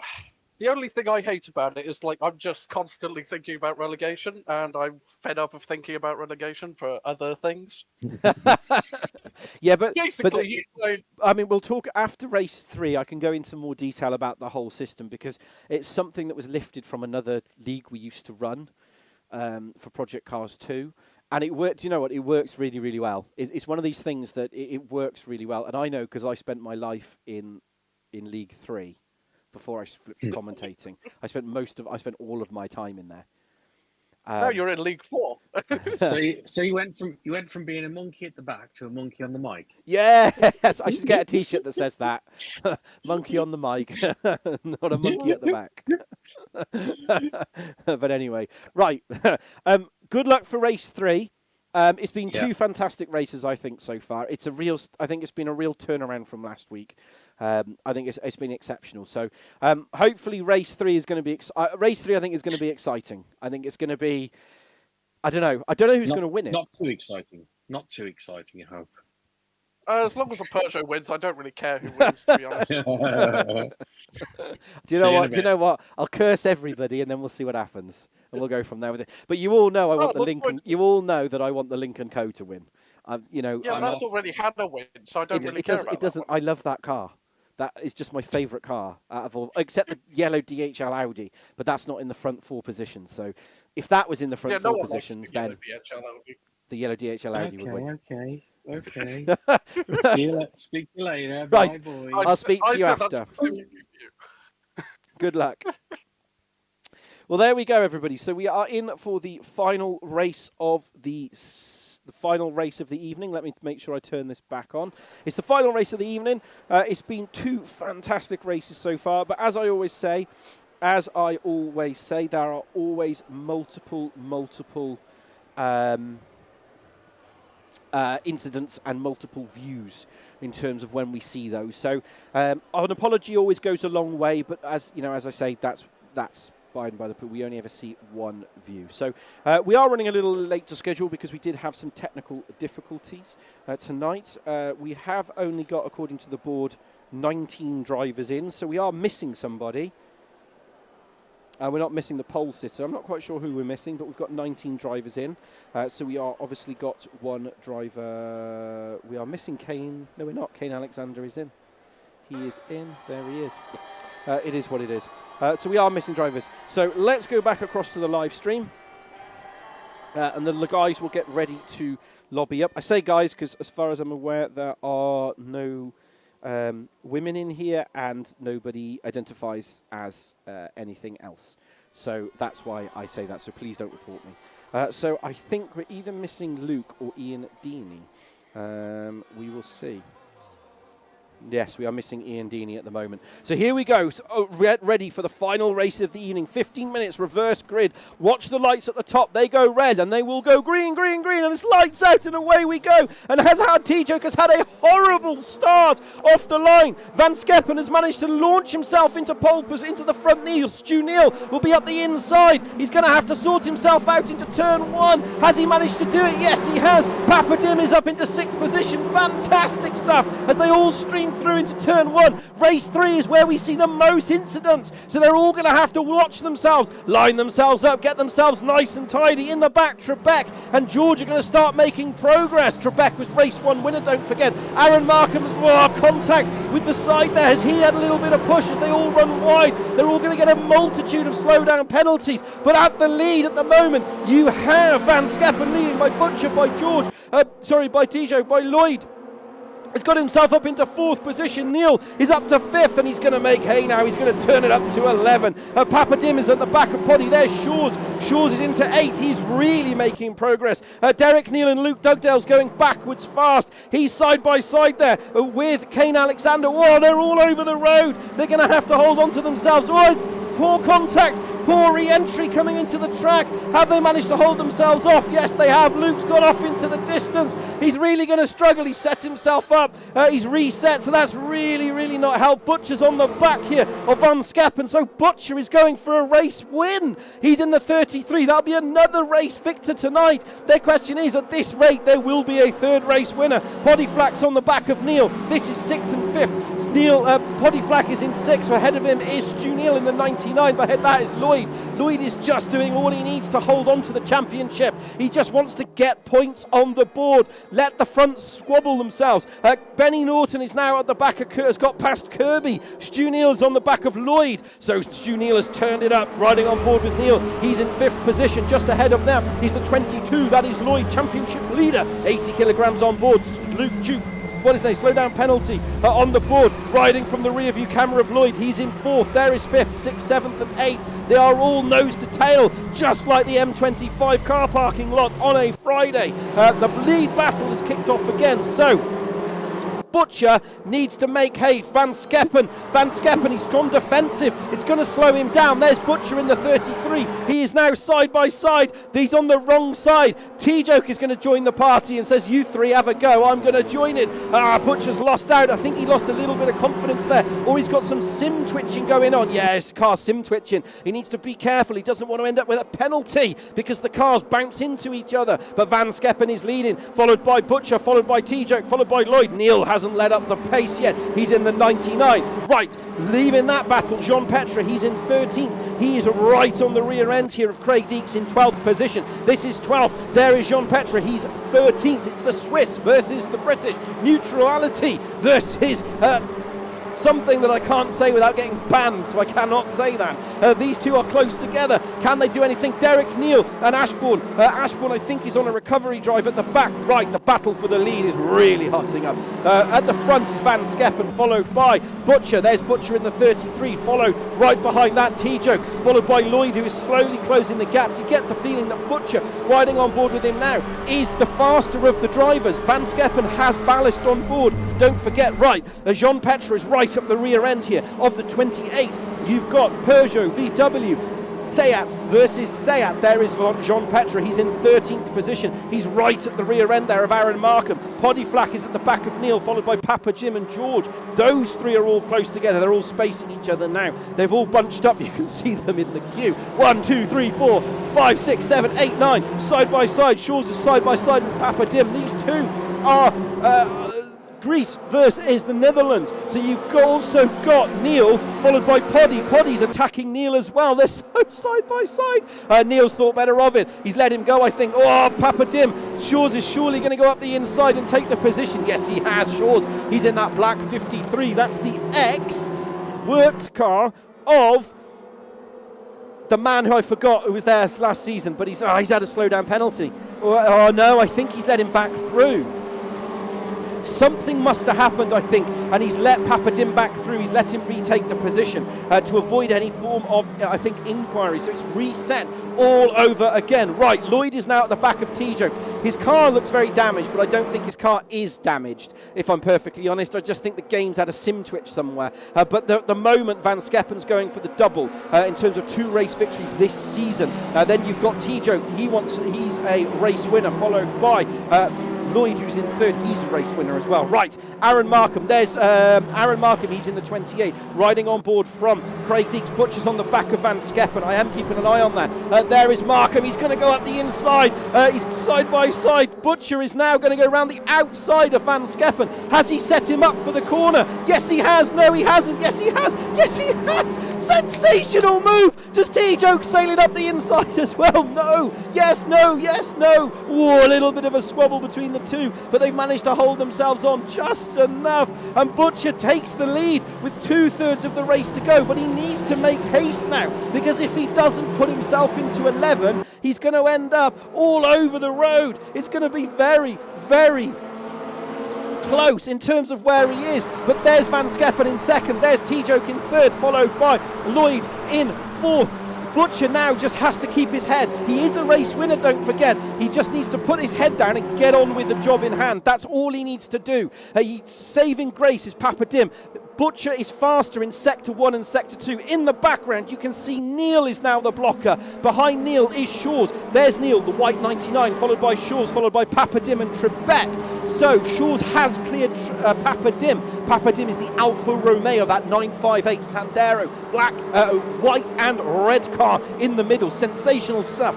He's right on the rear end. He's also attacking the car ahead and attacking the car behind. There we go. Sensational stuff. There is Trebek. He's all over that rear wing. He's going to try and send it up the inside. He's taken a brave...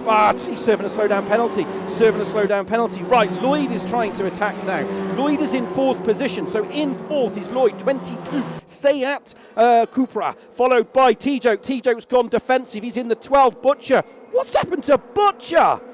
Oh, I think he must have had a slowdown penalty. Butcher was leading and he's gone all the way down to third position. He knew his car's being very twitchy on the old simulator there. I think he's just being careful. He was leading. So Van Skeppen has re-inherited the lead, and there's Poddy. So first to fifth is separated by less than a second. The whole field. Right, Kane Alexander, he's in the 79. This is the battle for 14th position. In 14th position is Kane Alexander. Oh, he's gone up the inside. These two have had a coming together again. So Kane Alexander there is in 15th, followed by Ashbourne, who's in 16th. Kirby and Derek Neal, 17th and 18th. All at the back. T-Joke is now, this is the back for the battle for the lead. So in the lead is Van Skeppen, followed by T-Joke. Trebek is in 8th. And you've got Neil in 7th. So Trebek is the 27th. He's trying to go around the outside of Neil. Neil gives him just enough room, one car's width as dictated in the rules, and it's allowed him to go through. So he's held on to that position. Butcher is now going to attack the back of T-Joke. Butcher's in 3rd, don't forget. There he is. He's in the 33. He is the VW Golf. Just ahead of him is the Lincoln Co., that number 12. And there's Poddy Flack in the 84. So you've got 1st, 2nd, 3rd, 4th, 5th, 6th and 7th. As near as us makes no difference, separated by less than 3 seconds. It's all going to be about who can hold on to this. T-Joke is carrying ballast. The problem he's got is that Lincoln Co. towards the second latter of the race, which we're now about to enter on a 15-minute race, really hurts him. And Lloyd's going to go for the attack here in the 22. Does he think better of it? Yes, he does. He tries to sail it up the inside. Right, Aaron Markham is on the back of Papa Dim. I am keeping an eye on the battle at the front, 1st to 4th. Markham's in the 28. He's going to sail it up the inside. Papa Dim will defend, but he won't defend enough, I think. Papa Dim's in the 25. Yeah, he defends enough, but not enough to make any real contact there. I think he's just thinking of himself in the background. And then you've got Jean Petra and you've got Craig Deeds and Wilson are close side by side. Right, Poddy Flack. There he is in the 84. He is the 84, that Fordzilla Godzilla car. 1, 2, 3, 4, 5, 84. There he is, the Fordzilla car. He is absolutely all over the back of Lloyd. He's there anywhere from 1st to 6th. Could take the race victory with 5 minutes 28 to go, and they are all absolutely stuck behind this man. But T-Joke is also stuck behind 1st. So as it currently stands, it's all going to be about who can get past Van Skeppen. Kirby's got a slowdown penalty. He's down in 18th position currently. But they're all going to be all about who can get past second place man. T-Joke is doing everything he can. Poddy's trying to sell the dummy there to Lloyd, but I don't think that's going to work. Lloyd is a wily old fox. He's hold on to it. He's new to racing, but he's joined the league this season, and he's right up there in the middle of it. Down the gearbox he goes. He turns right, tries to keep it nice and tidy. No heroics here, but he's in the middle of the field. Then you've got Shaw's is now on the back of Poddy, and you can see riding on board now with Shaw's. He's in 6th position. There is 1st, 2nd, 3rd, 4th, 5th and 6th, nose to tail, door to door, all going to be seeing who can get round who and which corner. Through the right side we go. There is first will pop in, boom. It's all going to be about who takes that last move. 4 minutes 20 to go. Oh, Shaw's has got up the inside. Poddy's run wide. Poddy's run wide. That will allow Shaw's the opportunity to turn the wick up to 11. A little ballast on Shaw's car. No ballast on Poddy's car. But does Poddy get the run? No, he doesn't. Yes, he does. No, he doesn't. Yes, he does. They're side by side. A little bit of a tap there, but nothing untoward. A little bit on the back, but it holds on. Through the left-hander we go, giving each other a perfect amount of room. Through the right-hander, down the gearbox we go. Lloyd has now been dropped by the front 3. This is it. They will have a 1 minute 41 lap. It's 3 laps, including this one. And then it is no bueno. It's game over. They've checked themselves out, handed the room key in. Off to Disneyland they go. Through the right-hander, keeps it nice and tidy. Butcher is now making his attack on the back of T-Joke. The question is, can he do it? Wilson and Deeks are in the background. In 12th and 13th, they're fighting each other as well. Keeping an eye on that through the field. Derek Neal in 17th and 18th. They're fighting each other. Keeping an eye on that on the board as well. Poddy's not going to go around the outside there. That's just not going to happen. He's He's going to have to do something absolutely heroic to get round through that section of the track. It's just not going to work.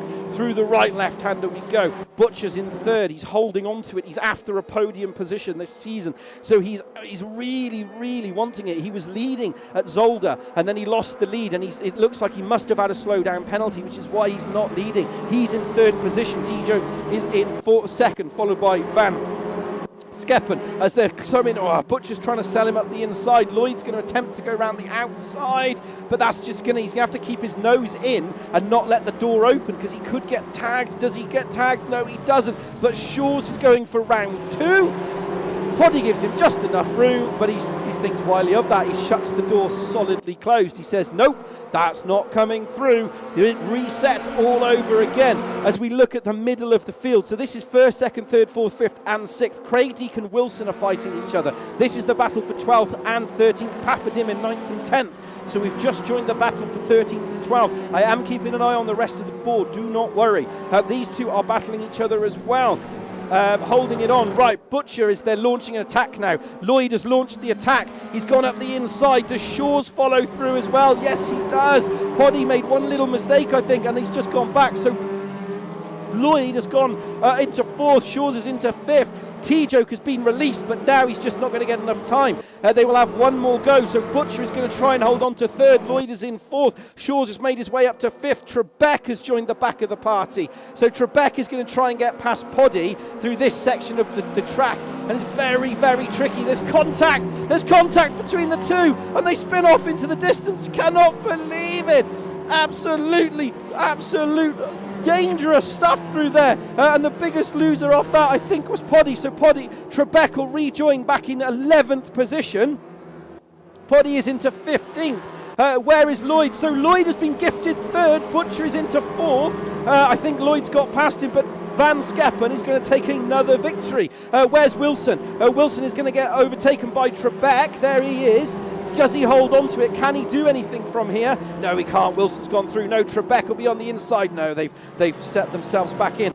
Butcher is holding on to it, but at the moment, Van Skeppen, there is Norton. I think Trebek has got damage to the car. Butcher's on the back of Lloyd. This is 3rd and 4th, but I don't think he's going to do anything from there. He's right on the bumper, unless he goes for an heroic move and sails it up the inside. I don't think he's going to be able to really do anything there. Grass kicking up from T-Joke. T-Joke's made a mistake.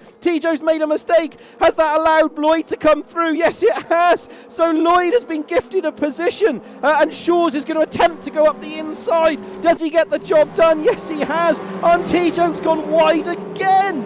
T-Joke is just struggling in the Lincoln Co. They're going to be side by side. These two were teammates for Crazy Driver. The question is, who is going to become victorious? Butcher has followed them all through. He's gone right up the rear end onto the final corner. 3 into 1 does not go. They're going to have to really hold on to themselves. Lloyd, the ever opportunist, has got himself back on the podium. These two are side by side into the final corner. Do they hold on to themselves? I think T-Joke's going to get a slow down penalty if he's not too careful. He's managed to just hold on to 3rd. Stu holds on to Stu. Shaw's is in 4th. Butcher's in 5th. Sensational stuff. Neil will come home in 6th. Papadin, Markham. Ashbourne right at the end, he's in 16th. Flack is in 15th. Kane is in 14th. Trebek is 13th. Norton is 12th. Wilson is 11th. He's got some good position there. Deeks is in 10th. Jean Petra is 9th. Markham is 8th. Papadim, Neil, Butcher, Shaw's, Coos, Bidoff, and Van Skeppen. What a race. What an absolute cracking race. No doubt there will always be points. Who gets fastest lap? Simon Trebek gets your fastest lap. A 140, he was the only driver, he was one of 2 drivers in the 140s. He just pipped Aaron Markham, who did a 140.959. Sensational. And yes, that's how it stands out. So as always, results are provisional pending any investigation. So you've got Van Skeppen, Lloyd, T-Joke, Shaw's, Butcher, Neil, Papadim, Markham, Jean Petra, Deeks, Wilson, Norton, Trebek, Alexander, Flack, Ashbourne, Neil, Kirby, Dugdale, and Ian Deaney did not start race 3. So he did not start race 3, which was a shame because he could have got himself some absolutely sensational points. As I always say, let's go across to this one. As I always say time and time again before we go across to the drivers, we only ever get to see one section of events on... so Ian Deeney did not start because he caught his thumb when the car spun and he's done his fingering. Ow, that's got to hurt. So yeah, that's why Ian Deeney didn't start. Real shame. He found real pace as well in that race. So we're going to go across to the live chat as we always do at the end of the race. And you know, it was exceptional. It was fantastic. I was just mad at the front, to be honest, time and time again. So as always, people will drop in. As always, we're not going to keep this too long because obviously we have had that delay. So we are probably going to do this for about 15 minutes. So you still got a bit of time. But can you hear me, gentlemen? Can. Fantastic. I can hear you. Brilliant. So, Simon, in that race, it was very, how do I put it? Very topsy-turvy. Disappointing. I'm going to use the word... Yeah, I caught up to Kane again, but this time I got into a battle between him and Benny as well. And I was pushing too hard, got a bit out of shape. And Benny dragged Kane along with him in the draft, and I just couldn't catch up to them, and I was just overdriving, making lots of silly mistakes, and that was me done, P16. And again, do you think that's because that's to do with the practice side of it, in terms of, you know, we're at that point now where you've got to put in some practice to get that consistency, I think. Probably, but I was quick on this track tonight. I think the issue was that I qualified well in race 1, but then I ended up at the back of the field because of the issue in race 1 and DNFing in there. So starting races 2 and 3 right at the back has made it really difficult to make up many places. So it's another one of those, time and time again, as you say, Andy. Time and time. But then, I mean, I think that's the thing at the moment. I think it's just a bit, because it's such a big field, and the field is so close. I think it's tough. It is the way I would describe it. I think it's really tough, and I think it's probably one of the hardest seasons well, we've only had 5 seasons, but I think it's, you know, seasons 1, 2, and 3. You know, you've been with us from all the way through. They got, you know, 1 was 1, and then 2 got a bit better. 3, we had that dip, and then it really got better. 4 was really good. 5 is just getting better, I think, better and better. But it's the problem is that the level is just keeps going up. And that's not me being disrespectful, but, you know, before it was all we had to worry about, you know, this, and you're in 2 cars. And now it's almost like you're not worrying about those 1 or 2 cars. You're worrying about 5 or 6 cars now. Yeah, it's a busy track now because everyone's so close together. But you know, it keeps things interesting. You're not pootling around on your own, bored at your mind. So it's fun. I know that feeling. It's better than sitting in front of the telly. That is true. I mean, I'm going to go across to Russ. Then obviously we'll have some. And obviously, I've got some other questions as well after for everybody. But for yourself, Russ, I mean, race 3, turn up for the books. You were leading it. You did a cracking move on Van Skeppen. You set him up down the pit straight, and then you did that manoeuvre where he goes defensive. You go on the inside, he then cuts back, and then you go right round the outside, and then you're up the inside before the main straight, which was a cracking move. But we didn't see how you fell back a little bit. You were leading, and then when we went to stream, you were back in 3rd. Yeah, I made a mistake into the hairpin at the end of the chicane at the end of the lap. Scrubbed off all the speed, hitting the middle bump in the chicane. Lost all the speed. Van Scheppen got past. Suzuki got past. And then a lap or 2 later, I made another mistake. I think not in the same place. Through the fast, left-right, ran a bit wide, and that gave Biddulph and Shaw's the route through as well. But never mind. I mean, it's to be fair, frustrating. from where what from what you were saying before, is that you were saying that you were without being rude, but you were fighting above a position that you believe you should be in. But that race 3, you didn't look like that at all. You looked, no, race 3, like you say, looked like you deserved to be in that position. I mean, how did you find it? Because it looked intense. I mean, am absolutely sweating buckets. I've got to say, because nobody did anything silly. There was an incident on stream, and there was a little bit of how do I put it? Elbows out racing, I think is the word.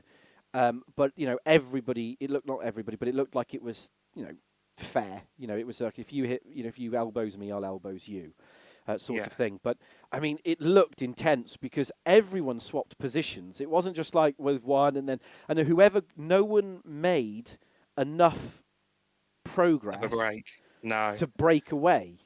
No, I think if I hadn't have got the chicane off, if I'd have got the chicane perfect, I think if I'd have nailed the next lap with Van Scheppen having the ballast on board, all in hindsight obviously, but I think with Van Scheppen having the ballast on board, if I could have just broke it to like 0.7, 0.8 of a second, I think I'd have been all right. But I made the mistake and then started falling backwards. But it was nice to be up there. It was nice to fight with them, but they're just a completely different level of animal to me. It's just ridiculous. I've never concentrated so much and so hard in my life, but I'm happy with that. It's a bit like if I do that every week, no thanks. Oh no, I wouldn't mind doing it every week. It makes you better at the end of the day. So yeah, no, I enjoyed it. I mean, it looked intense. I mean, from the all of it, it looked just unbelievably. And Shaw's, I mean, the big surprise for me was that Shaw's turned up. He did. In weeks 1 and 2, he's had, there's been some issues, and and I think he struggled. And then today, he just went, nah, I've turned. It's almost like he just went, hold my beer, turned up, and just went mad. I mean, race 2 winner, second in race 1 behind Trebek, and then in that he just went. It was the old Shaw's. Like he made moves, but he always left. He left room. Yeah. Well, that's what he made a move when somebody else had made a move and failed. That's the thing that he's really good at. Yes. Is if someone goes for a move and it doesn't work, it normally slows them down, and then Shaw's pounces and he'll go, "Oh, thank you very much. I'll nip through here." Yes. And he's that good. You can't keep up with him. The other thing I noticed as well, and again, this is a question because obviously Jake, I did talk to you a lot. This is an open question to all of you, really. Is I've noticed a lot more of the touring car follow-through move. So if you're in a pack of, say, 3 or 4 cars and somebody goes wide and someone's going for a move, everyone just goes behind the car going for the move. Yeah, gaggles up and says, yeah, me too, and joins it. I mean, are you finding that as well? Is that something you're thinking about constantly? Well, not constantly, but... Like you say, I mean, we talked about defensive driving last season and the season before, and you've got to be so good now. Like, you cannot make a mistake. You make the tiniest mistake and, like say, you lose 3 or 4 positions, not just one. So defensively, not only have you got to be quick, you've got to be absolutely on point with everything that you do, and you make the tiniest mistake and it's curtains. And it's game over. Everyone's coming through. But it looked sensational. I mean, I'd recommend watching it. Really watching it. It was really, really good. There's been battles all the way through the field. Like, it's just been exceptional. The quality of the driving's amazing, isn't it? Well, I think that oddly enough, after watching the touring car at the weekend and then watching, obviously commentating now, the incidents seem to be. They don't seem to be like when you started racing and I say the Gran Turismo incidents and people just kind of whacked into you. I'd say towards like the season 1 incidents. I mean, Simon would probably back me up. A lot of the season 1 incidents that occurred were just a bit silly. Silly, yeah. I think would be the word. They were just not. But we're at a point now where they're so close.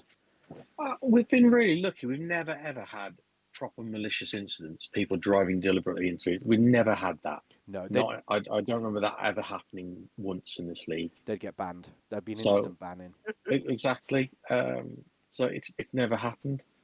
But all of the incidents are either a bit clumsy or should have left a bit more room. There's nothing nothing malicious. Dirty. I think. No, there's no dirty driving. There's a lot of elbows out stuff. But I think it's that whole thing with defensive legends. I think the thing with elbows out racing is that there's a very fine line between elbows out and pushing off track. Yeah. I think there's a very fine line between elbows out and pushing off track, and there always has been. And it's at which point does it go past that point? But the game is weird. The game's quite clever on how it detects points, and because oddly enough, you can go door to door, and you can not bounce each other. Little bump. You can bump each other door to door, and the game won't give you points because it doesn't deem that you're hitting each other. You're not intentional. Yeah. So I mean that race, I had nine incident points that race. So that was with a bump on Suzuki, I think lap 1, just bunching. I think an off track or track limits, and another bump somewhere, might have been with Lloyd. I can't quite remember, but just little things, nothing major, nothing intentional, and that was it. Yeah, it's just so. But I think it's. But again, I think as well. I think tonight the racing has been another standard up because I think people are getting used to driving with each other. You're naturally finding groups, if you know what I mean. Yeah. So, but no, it was brilliant. I thought it was brilliant. So, that's my viewpoint on it anyway. But you're a little bit biased, Andy, in all fairness. I mean, to be honest, yes, and he's not involved and I'm not involved in it, and I get to watch it. And I was secretly rooting for the Lincoln Co. Just pointing that out. I was like, come on. Secretly, yes, secretly. It's very unsecretly. I think you've said that at every stream. It's such a good looking car. It's one of those open secrets. It's an open secret. It's such a good looking car. I love it. It's just, it should just win. But then if there was a real Volvo, I'd want that to win. So, that's just how it is. But it's, it's an animal of a car to drive. That's an animal of a car to drive, to hook it up properly. In terms of getting it right, but the little Peugeot and that little VW, they look like. Again for yourself, Jake and Russ as well. They just look like little rockets, really. Are you finding them exciting? Peugeot is a lovely car. Like it's the opposite of the Lincoln Co., which is kind of what I wanted, really. It's like I didn't enjoy the weightiness of that car, and I just struggled with that, and I just don't feel that in the Peugeot at all. So now I just complain about power instead of everything else. Weight. But Jake, you don't complain. You never complain. It's the Jake Wilson Racing excuse you book. Turned left at Zolder. You turned left at Zolder. I'm gonna. The replays won't show it, but you turned left at Zolder. To be fair, Jack, it was a left-hand turn. That's not the point. It's got a point. So I think it's going to get. I just think the season's going to get more. I think we're heading towards a Sonoma Raceway again. I think the end of the season, it's going to be topsy and turvy. But I think, looking at it now in terms of Lloyd, and he's driving that car really, really well. But he's 80 kilos of ballast and he's winning races. And he's fast. That's what scares me. He's doing the Shaw's trick though. If you notice, he's not. When he's carrying the ballast, he's not really pushing himself. He's driving to the best of his ability, I think, and he can exceed that. I think he can go further, but. He's just sitting there and going, "Oh, there's a mistake. I'm taking the position." Like he doesn't. He's also. I'd say he's doing it better than Shaw's because he's just getting better and better results. Like last season, Shaw's didn't get the wins constantly all the time. Like he turned up in Zolder in race 3 and he won that race. That was weird. He was in the middle and there was that incident, but there was a couple of incidents ahead, and then he was just in the right place and just progressed forward, and that's how he's done it. It's just very clever, and it's the same thing Shaw's did in season. He's done season 2, 3, and 4, which is why he's a 3-time champ. because if you look at his finishing record when he's carrying ballast, he's just in the middle, and he just goes, well, I'll just take that position, or I'll just take that position. Mr. Consistency. Yeah, it's Mr. Consistent, and I think Lloyd is the same. He is so consistent with his finishing that he just goes, well, I'm just going to go for it, which is really interesting. I mean, the big surprise for me is Jean Petra seems to have dropped off. Yeah, I feel like he's struggling with the weight. That's got to be the only thing, really, because like at the Lausitz ring, he's shown pace. In every other thing, he's shown pace. It's just the weight that's putting him back into the pack. And since he was slower than Bidolf at the Lausitz ring, the weight's just going to hurt him slightly more, and he's just going to be pushed 3 or 4 positions further back. But I think even like 1 or 2 tenths, that could be like 5 to 8 places. It'll be 21st. At this exactly. rate. But I think, I mean, for all three of you, I mean, are you finding that this season that the field is, I mean, the field spread during qualifying seems to be a lot closer?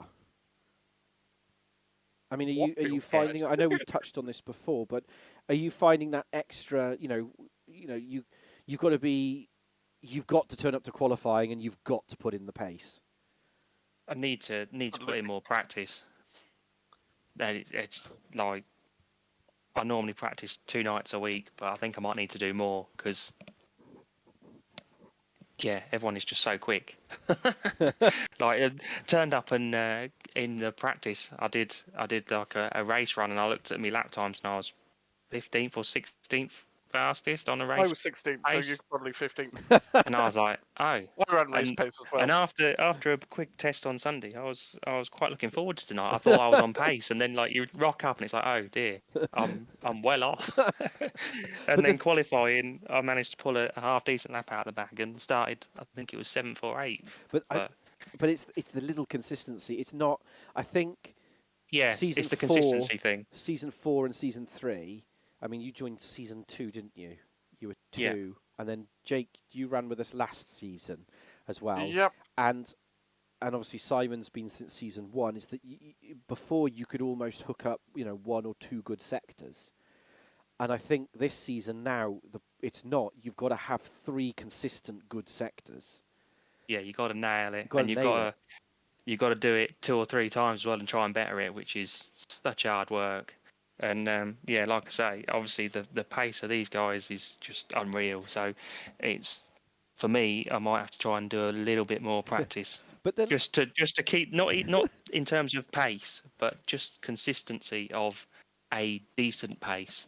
But which is where it went wrong tonight. Yes. I think on lap 3. Obviously, if I'd have practiced more, I'd have probably got the braking points right for the hairpin and the chicane a bit better, and I might have been able to hold on to first, but yeah, I think you've just got to be so on it. But I think what makes it exciting as well is that you're not. I think Simon broached on this as well, and I think you have as well, and Jake has as well. Is that you're just not running around on your own. You're battling other people, and I think now if you don't get a good qualifying position, so say you're qualifying in that middle field. The middle pack, or 14th, for example, or 14th, second, or 14th. You know what I mean.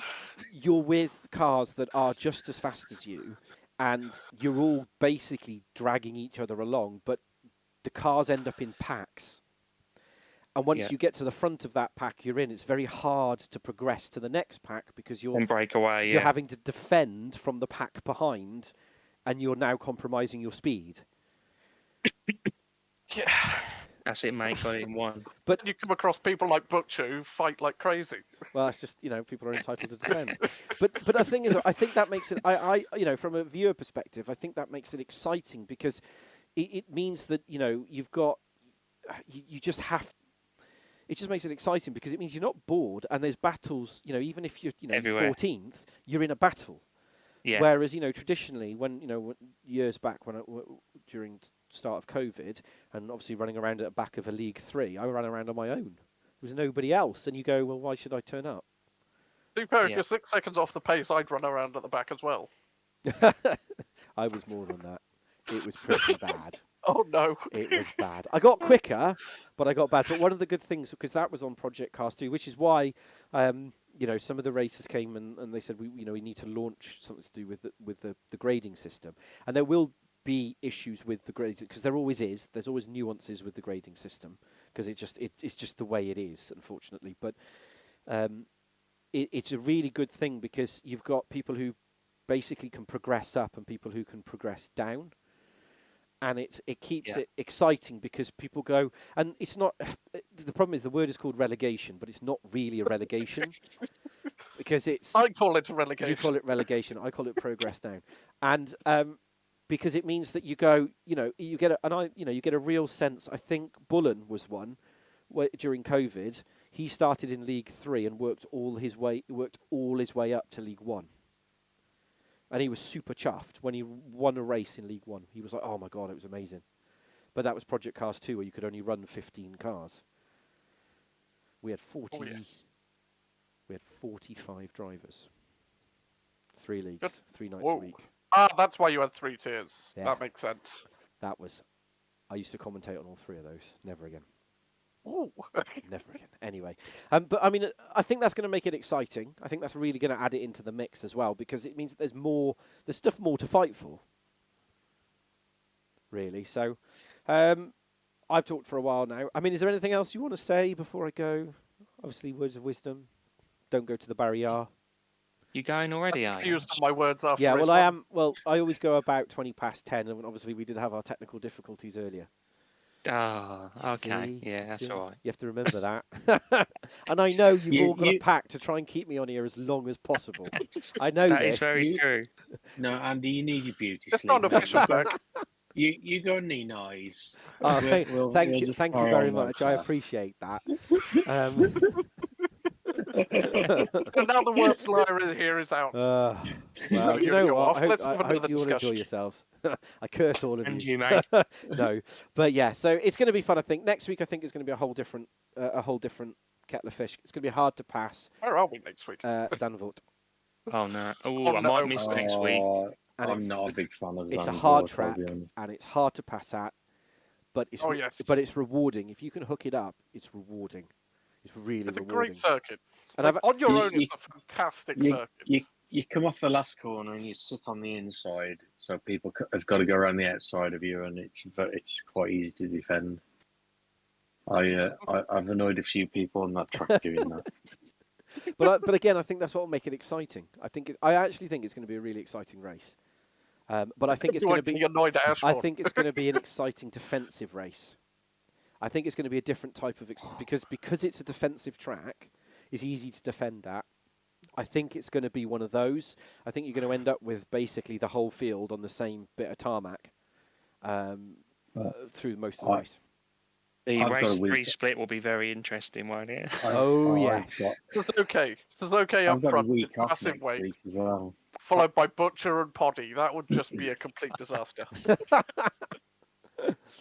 Right. Thank you all very much for joining me. I am at my time, so I do have to go. So thank you all very much for joining me. I hope you enjoyed it, and I will talk to you all next week. I enjoyed every week. Toodles. This was Cheers, the Andy. first Speak one. to you soon, mate. Cheers. Bye bye. As always, like I say, there is always multiple talking points from the race, and there's always different things we can look at and always different things we can see. Thanks very much, because I can still see some of you that have actually joined us for the whole thing. We have our technical difficulties. These things happen. So, yeah. Cracking race. As I say, there's always incidents, and then that's what the forum is for. We only ever see one thing on stream. So thank you very much for joining us. Yeah, and I will see you next week at Zandvoort. Tcsrl. Oh, and don't forget to check out Via Creation, sponsors.